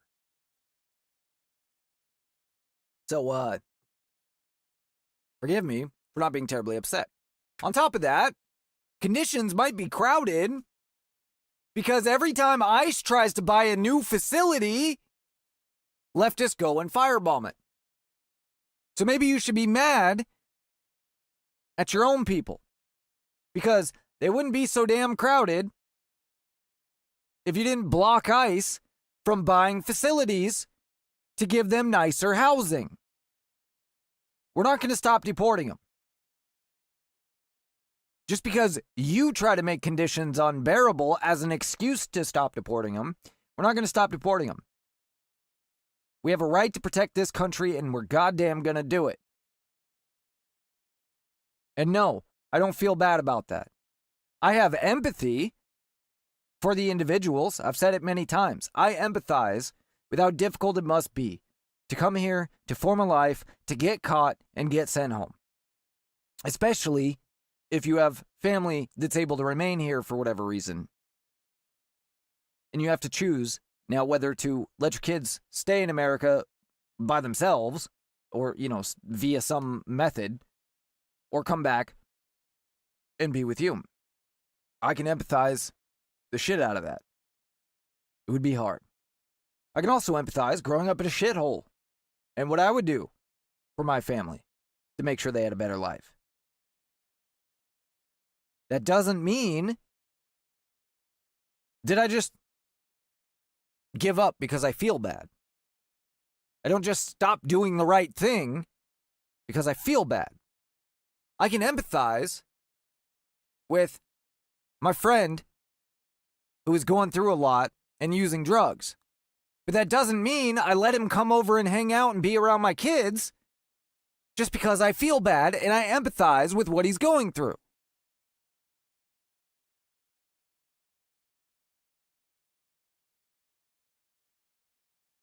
I can empathize with a guy that robs a liquor store to pay the rent. By the way, never happened. They don't rob liquor stores to pay rent or to buy bread.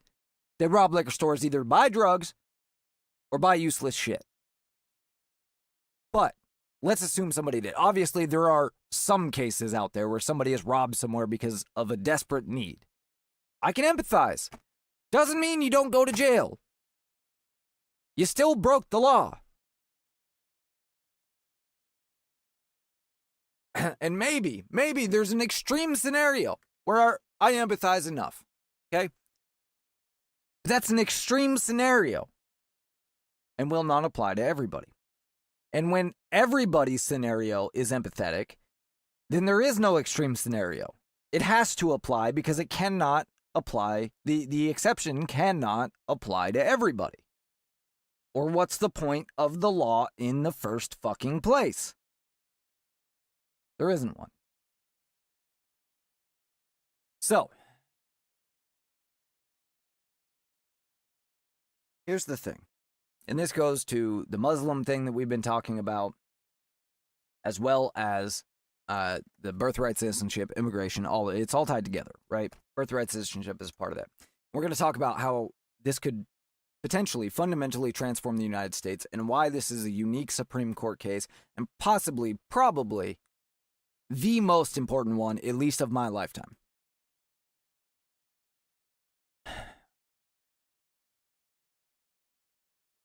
I understand the globalist vision of we are the world and we should have no borders and everybody should get along and it shouldn't be nations working for themselves. It should be the world working together.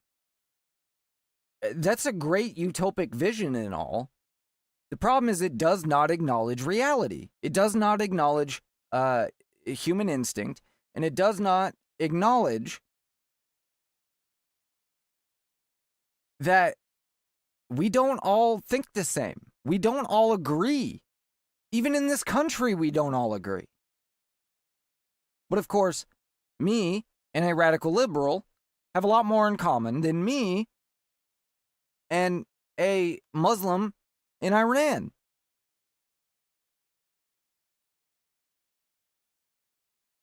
The world doesn't operate on American principles. We wish they did. We've tried really hard to help bring people to that standard because it gives you a hell of a better standard of living, because I believe these are, by far, the best principles ever established to live by. And conveniently, they're some of the oldest ones to live by, because they come from the Christian Bible. But most of the world does not live that way. Even Europe. A lot of the world wants to kill us. How exactly are we supposed to hold hands with people that want to kill us or subjugate us?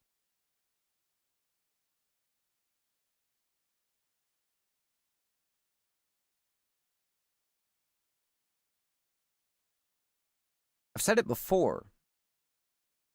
The United States is based on individualism. It is possibly the greatest advancement of our society, basing a civilization, a society, a country on individualism. Individualism is not selfishness. It is a fundamental understanding that the individual knows best what the individual's needs are. Not the collective, the individual. And that the individual is best suited to pursuing those needs and fulfilling them, not the government. From a collectivist perspective, the government decides what you need. And what inevitably happens is everybody gets some of what they need, but most of what they need they don't get. Because in order to balance the needs of everybody, because everybody's needs are so individualized, in order to wipe away all that individualism and collectivize it, you have to give up 90% of you. An individualist society does not require that. Ironically, despite being an individualist society, a society based on individualism, Americans are by far the most generous people on the planet, proving that individualism does not equal selfishness. It's not about selfishness in any way. It's a method of ensuring that everybody has their needs met. And who knows better what your needs are than you?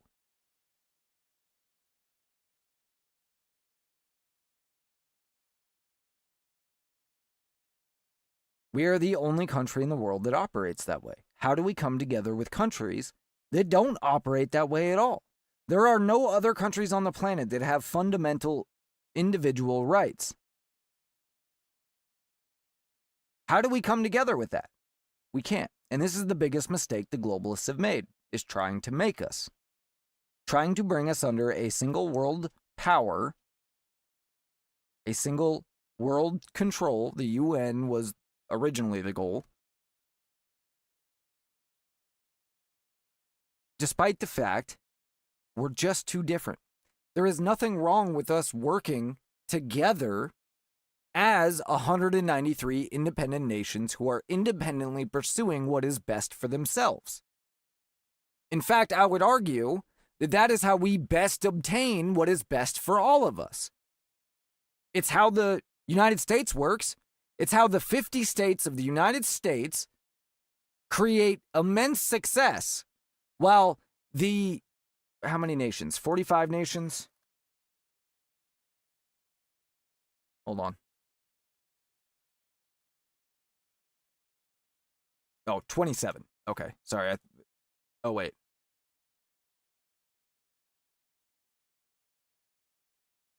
Okay, there's 44 to 49 countries in Europe. Only 27 are members of the European Union. So we can look at it either way. It's still the same thing. It is the reason that the 50 individual states of the United States, who all pursue their individual state needs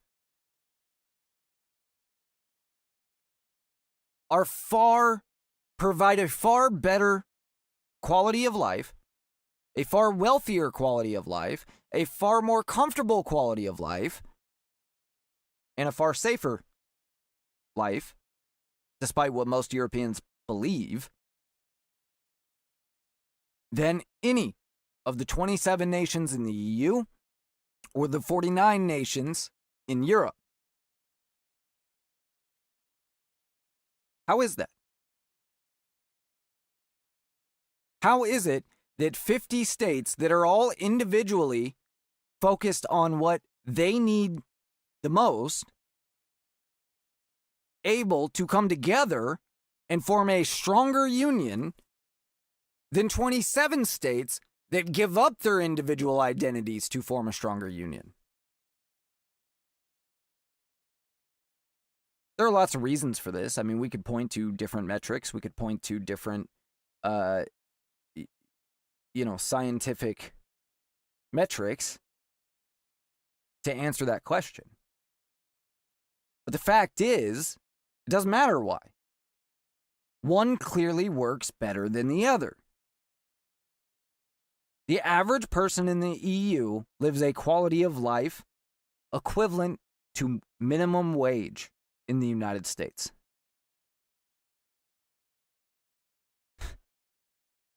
Seriously. They live in studio apartments, and that's by amount of money that they make. But just by the standard quality, you can see it. They live in studio apartments. They don't have air conditioning. They have 0.9 cars per capita, meaning about 90% of the population has one car. In America, it's 2.2. I'm sorry. I said population. I meant household.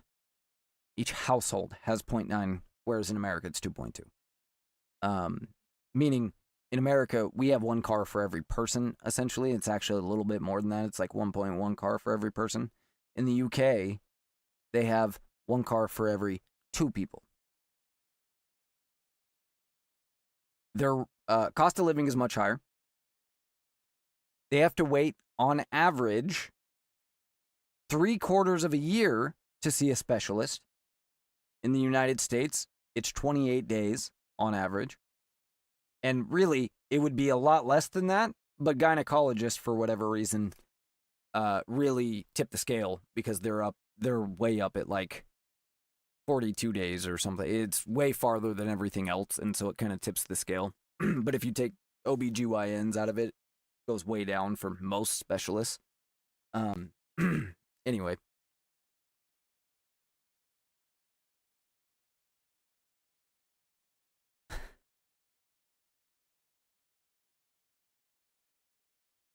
We've allowed our kids to become so ignorant, our younger generations, that they truly mean that socialism means social, and collectivism means we all work together, and individualism must mean selfish. When in reality, it's the exact opposite. Individualist societies, of which there is one, are more generous, they work better together, they're more effective, and they also kick ass a hell of a lot harder. That's the other thing, is not only do Europeans live essentially a minimum wage lifestyle in the United States,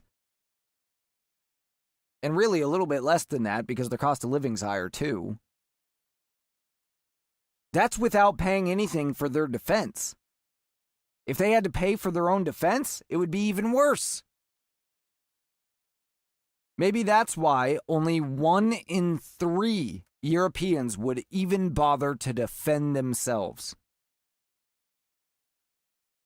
There was a recent study. If there was a World War III and Europe was invaded, 1 in 3 would defend their own country.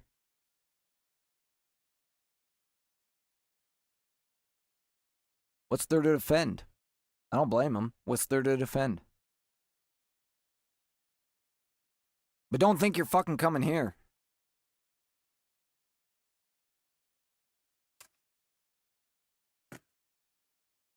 This is the greatest country on earth.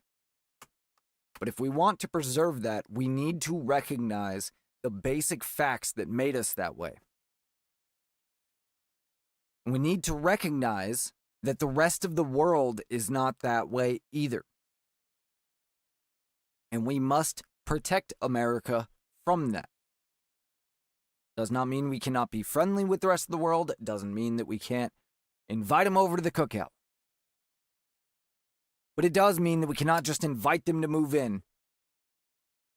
No questions asked. You gotta pay the deposit, and you gotta swear your fucking allegiance to the United States of America at minimum.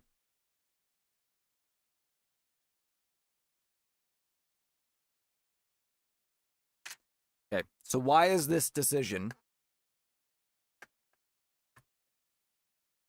have so much potential to fundamentally transform the United States? Well, obviously, if birthright citizenship for temporary visas and illegal immigrants are overturned. Before we get to that, there's one other key aspect of this that's extremely important and that we need to recognize, and that leftists, you especially, need to recognize.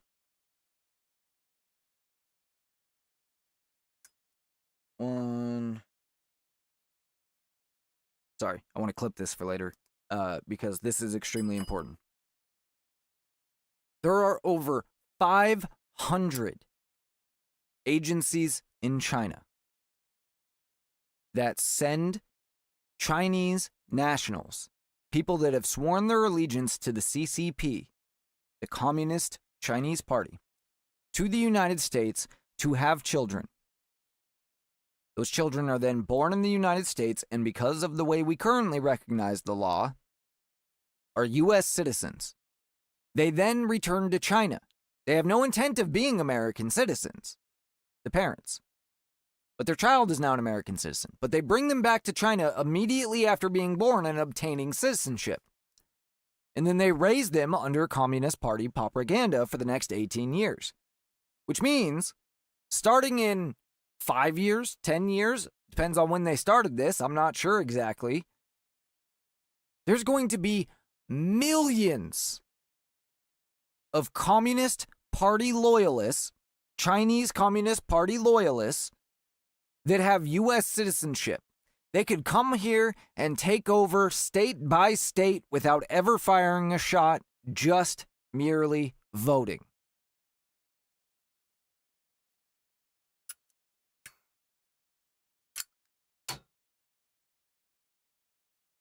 The future of the United States of America literally depends. Not figuratively, not potentially in some theoretical manner. That's just one country. There are many others that do the same thing. This is not some theoretical. The future of the United States of America existing literally depends on overturning birthright citizenship for illegals and temporary visa holders.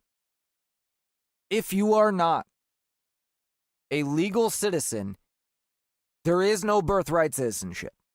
You must swear an allegiance to the United States of America in order for your child to become a citizen or to be a citizen. And it's only logical. If you go to France and have a baby, that baby is not French. It's American.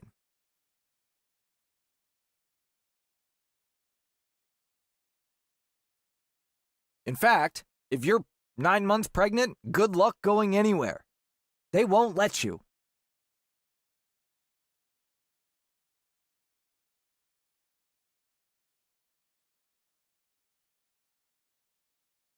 Okay. Now, that being said, it's more than just the future. It's more than just future, that this is going to help cut down illegal immigration because you're no longer going to be able to force a child into the United States regardless of your status. Typically, when we make changes like this, we make changes in Congress. We change the law to recognize something different. And when we do that, we put exceptions in the law. This applies starting today when the law is passed. This is fundamentally different because we aren't changing the law, we're changing our understanding. And really, we're not. Because again, this is always what we've understood. Just at some point in the last 30, 40 years, we just pretended it didn't exist and nobody said anything about it. There was no official policy change. We just started recognizing the children of illegals as citizens, even though we never did that before. But the fact is, we've done that now. And so now we might make an official determination that the children of illegals are not citizens. And we're not changing the law. So that's not necessarily going to just apply going forward. That's going to apply always, forward and backward. And that could mean that millions lose their citizenship that they currently have.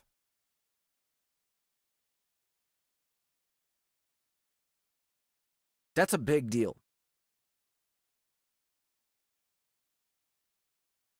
And we need to decide right now how we're going to handle that. If you ask me, I think that we should retroactively, I think Congress should pass a law that retroactively reduce or remove citizenship for everybody. But, and here's the big but, if you currently have citizenship from illegal parents and your citizenship now no longer exists, you are able to immediately file for legal citizenship. And that will be granted so long as you are in good standing, you're not a criminal or anything like that. All you got to do is file the paperwork and be in good standing. Because I think that weeds out the troublemakers, it weeds out the criminals, obviously, and it weeds out the people that don't have any allegiance to the United States. Because the fact is, if we just put that one barrier in place, all you got to do is file the paperwork. I don't care if taxpayers pay for it. It's going to weed out a lot of people. And so I think that that's how we should handle it. Yes, the citizenship is automatically lost. But if you had it up to this date and lost it because your parents were illegal or not permanent citizens, then all you have to do is file for it and be in good standing. That caveat is extremely important because we need to get rid of the criminals one way or another. So, with those two provisions, I think that I don't know. I think that's the right way to handle it.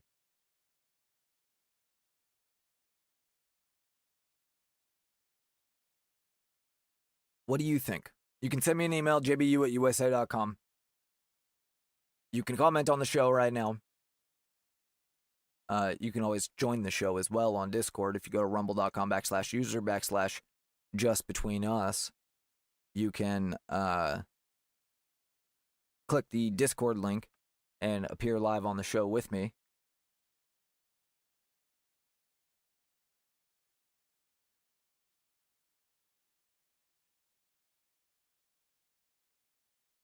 Anyway, what do you think? How do we deal with it? Because this has the potential to cause serious disruption. In good ways and in bad ways.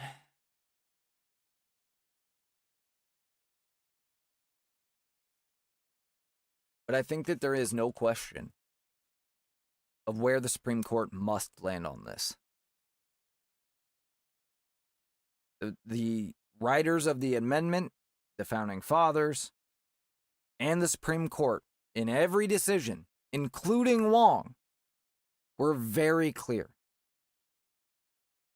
As long as you were here legally, even if you were not a citizen, but you were a legal permanent resident, then yes, your child had birthright citizenship. But if you're here illegally, or you are subject to the jurisdiction of somewhere else, you're here on a temporary visa, you're a foreign diplomat, whatever,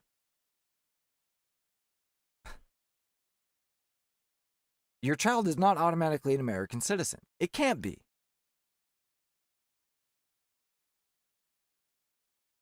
Seems pretty straightforward, but again, let me know what you think, and I guess we'll go from there, because that's all we can do.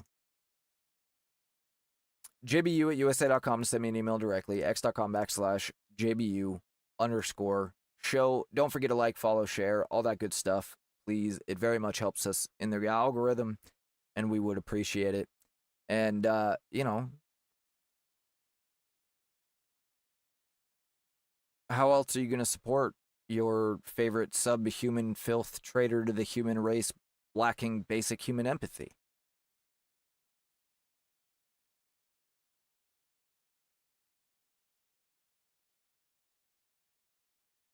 All right, let's see here if we have anything else important for today's show. Oh, yeah.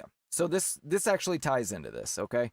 This has been something that's been talked about a lot recently. And while I don't really need the Joe Rogan clip to bring up the idea, I'm going to play the Joe Rogan clip just to give myself a break. You would think that in a society that is, America is also facing a potential population collapse. People don't think about that, but our reproduction numbers, we're not they're down quite a bit, and they're not at the level that we need in order to keep our population. It's the normal shape of the population is like this, right? So this is up here, not very many people, and down here, lots and lots of people. And this is terms of age, older or younger at the bottom. Like this. Right. Now, lots of people are living longer, but few are down here. And then what that means is the ones down here are supposed to support the ones up here. Okay.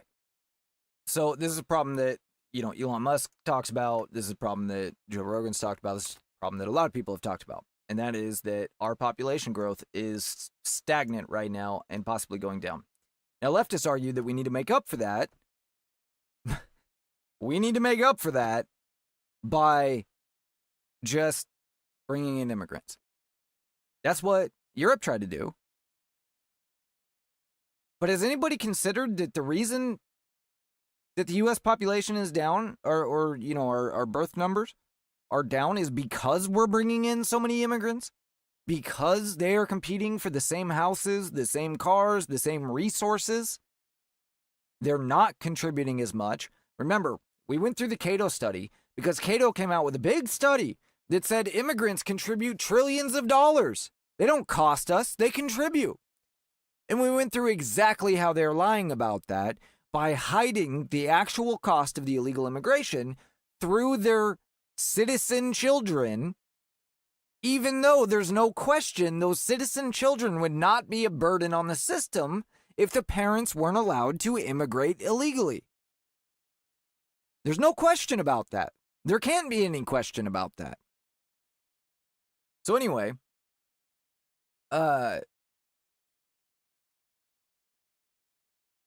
if we were to eliminate the massive number of illegal immigrants that are here, send them back home, not only will the cost of housing go down, the used car market cost will go down, meaning the new car market cost will go down. Yes, there'll probably be a little bit of suffering on the economy side as well, but what we would have essentially is negative inflation. The wages should go up in the long term, but they might go down a little bit temporarily. There might be a little bit of stagnation because obviously you're getting rid of a big part of the population. There's going to be a little stagnation until we start making up for that again. But costs are also going to go down. So it's good and bad at the same time.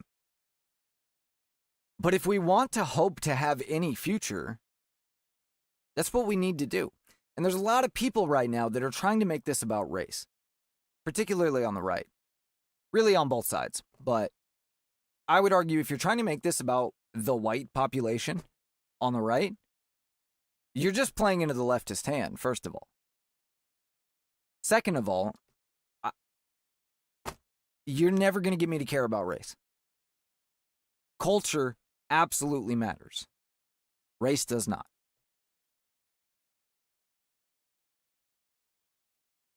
It doesn't. And you're not going to get me to say that it does.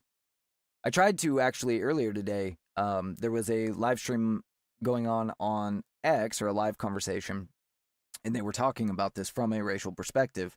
And I tried to get in on the conversation to ask them, why do you view this from the perspective of race? And why does that help? Because I don't think it does. Yes, leftists, progressives, they targeted white men in particular with DEI and all of that because that was the dominant culture in America. I don't know if dominant culture is the word that I'm looking for. It's the dominant segment, right? White men are were or are still, I think, barely, the largest singular group. There's a lot of diversity amongst that group, too, just like there is amongst any other. Grouping people by race is not an effective way to find much. It's just not. Except for, genetic-related health issues.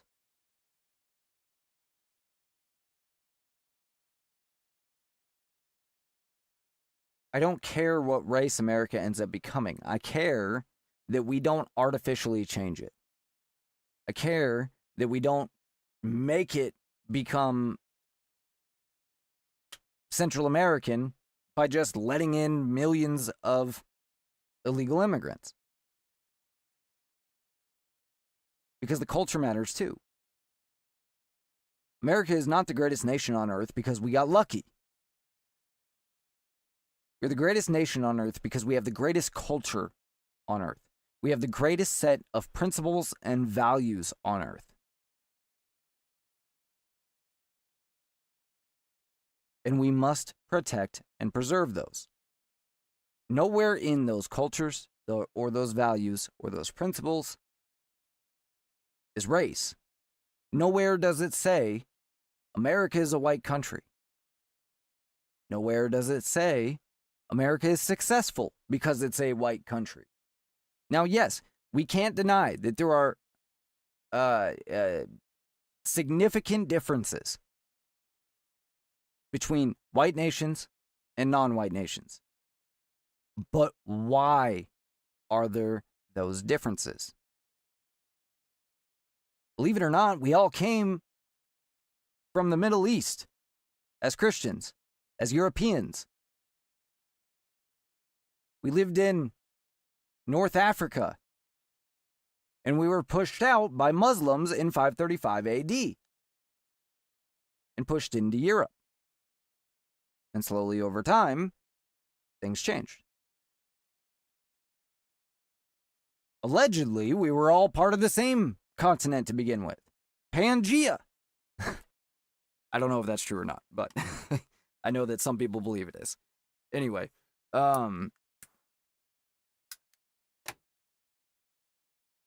being white isn't what makes this country successful. It's the values and the principles. And anybody can adopt those values and principles. Anybody can swear allegiance to the flag of the United States of America. Anybody can work harder tomorrow to be better than today. And for myself, for my family, and for my people, whoever wants to be part of that, that's what I care about. I don't give a shit about your skin color. And I frankly don't give a shit about anybody that does. It's inconsistent in my opinion. It's eugenics bullshit that is progressive in nature.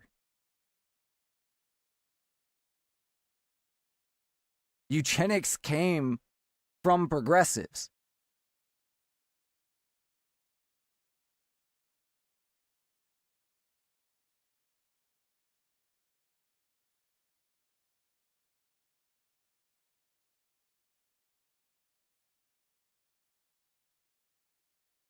I thought we settled this idea that race matters when the superior Aryan race kind of failed to take over Europe. The fact is, Russians are white. Russia's a shit country. No offense, Russians. Your country's shit. I would love to hear the explanation for that. And no, it's not just socialism that destroyed Russia.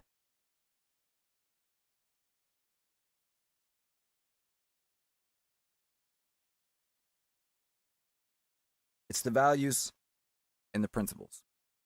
Individualism, self-determination, Christian values. That's what really matters.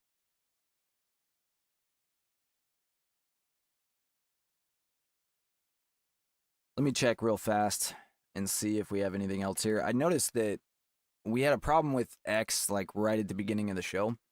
And that led to, for whatever reason,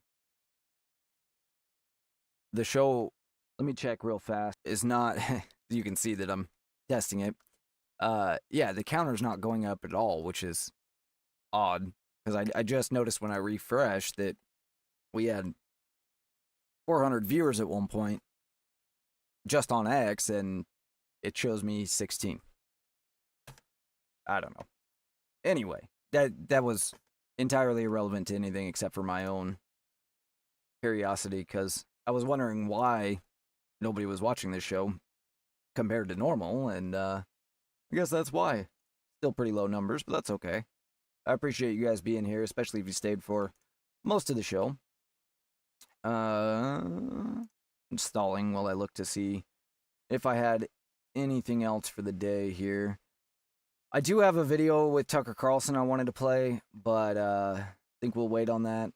I also have some police videos. Sorry for that fuzz noise. My computer fans have decided to go crazy on me. Let's see. What is this?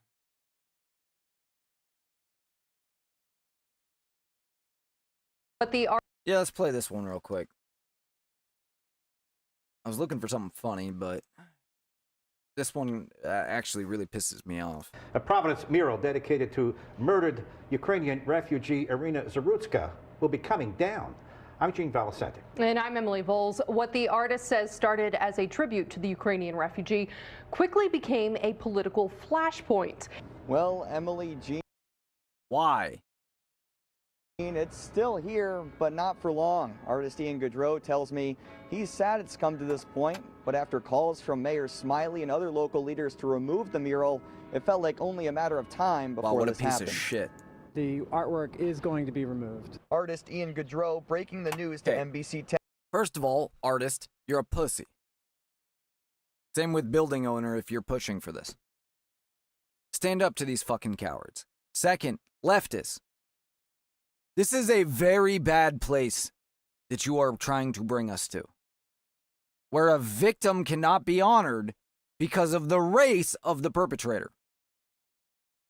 I get it. A lot of people made it a race thing instead of a violent criminal thing. I wish they didn't.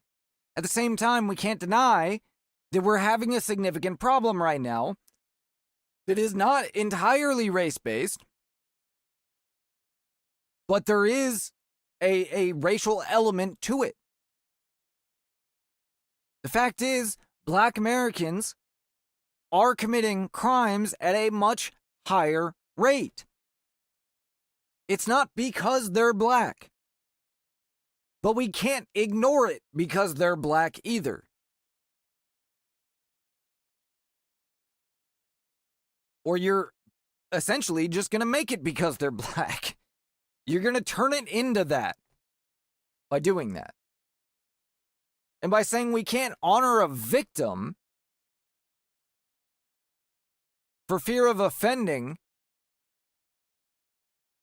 the perpetrator or his family or whoever the fuck we're theoretically insulting, I don't give a shit. That's not a society I want to live in. And that's why I'm pissed off that the building owner and the artist would even listen. I'm not shocked that the political mayor called and asked him to take it down, but the only appropriate American answer is fuck you, click.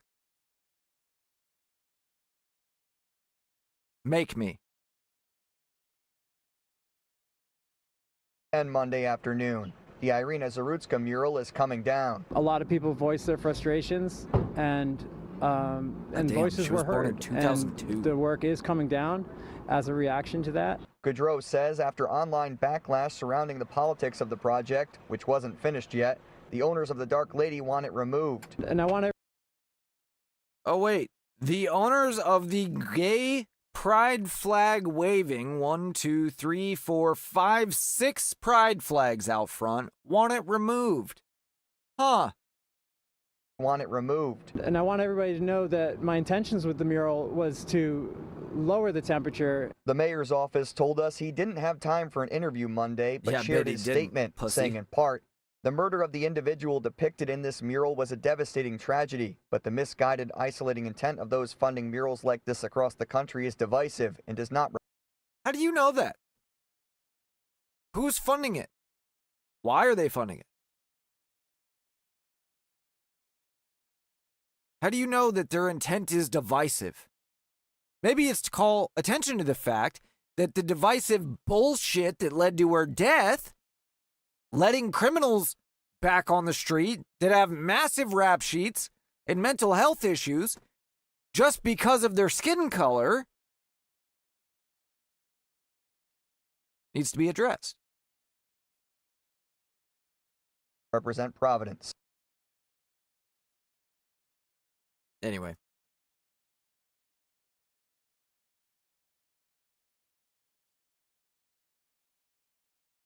I get accused of a lot of things based on what I believe, based on the things that I say. And that's fine. The people that actually know me and know who I am, that's whose opinion I care about. Not people that have heard one thing I've said and think they do. Not people, and frankly, not even my viewers. As much as I love and appreciate you guys, you only know the political side of me, not the full side. Now, maybe one day, with enough time on air, there'll be some people that do know me pretty well. I feel like you can only listen to someone speak for so long without learning a good amount about them. But I don't think I've been doing this anywhere near long enough for that to be the case yet.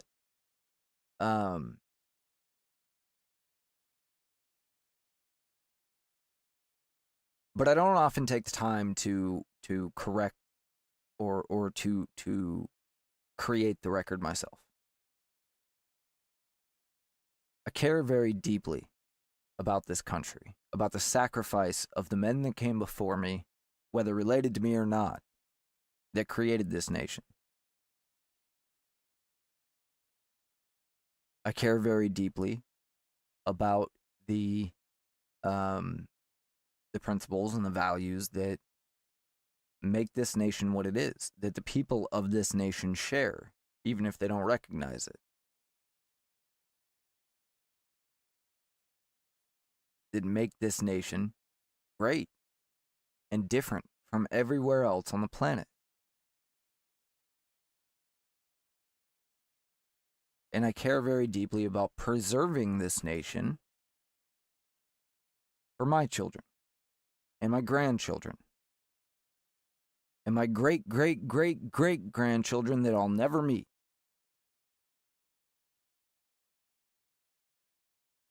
Because if I didn't, why would I expect there to be a nation after I'm gone? If I don't care about preserving it for the future, then all I'm doing is taking from it now. And I think that's a big part of our problem.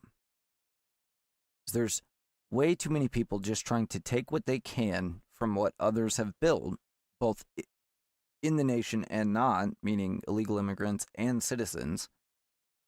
They're just trying to take what they can from what others have built instead of contributing to it themselves. I want to contribute more than I take. Because I want there to be a nation left when I am gone. You need to decide that for yourself. And then, once you've decided that, decide how to get there. x.com/JBU_show, rumble.com/user/justbetweenus.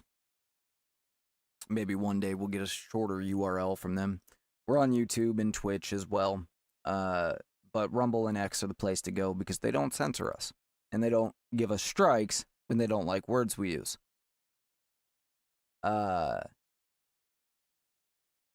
Please give us a like, follow, share it with your friends. Greatly appreciated. Makes a huge difference for us. And don't forget to check out my buddy Austin on the Miller Talk podcast, millertalk.substack.com. All right. With that, I got to wait 10 seconds here. All right. With that, my name is Chris, and this has been Just Between Us.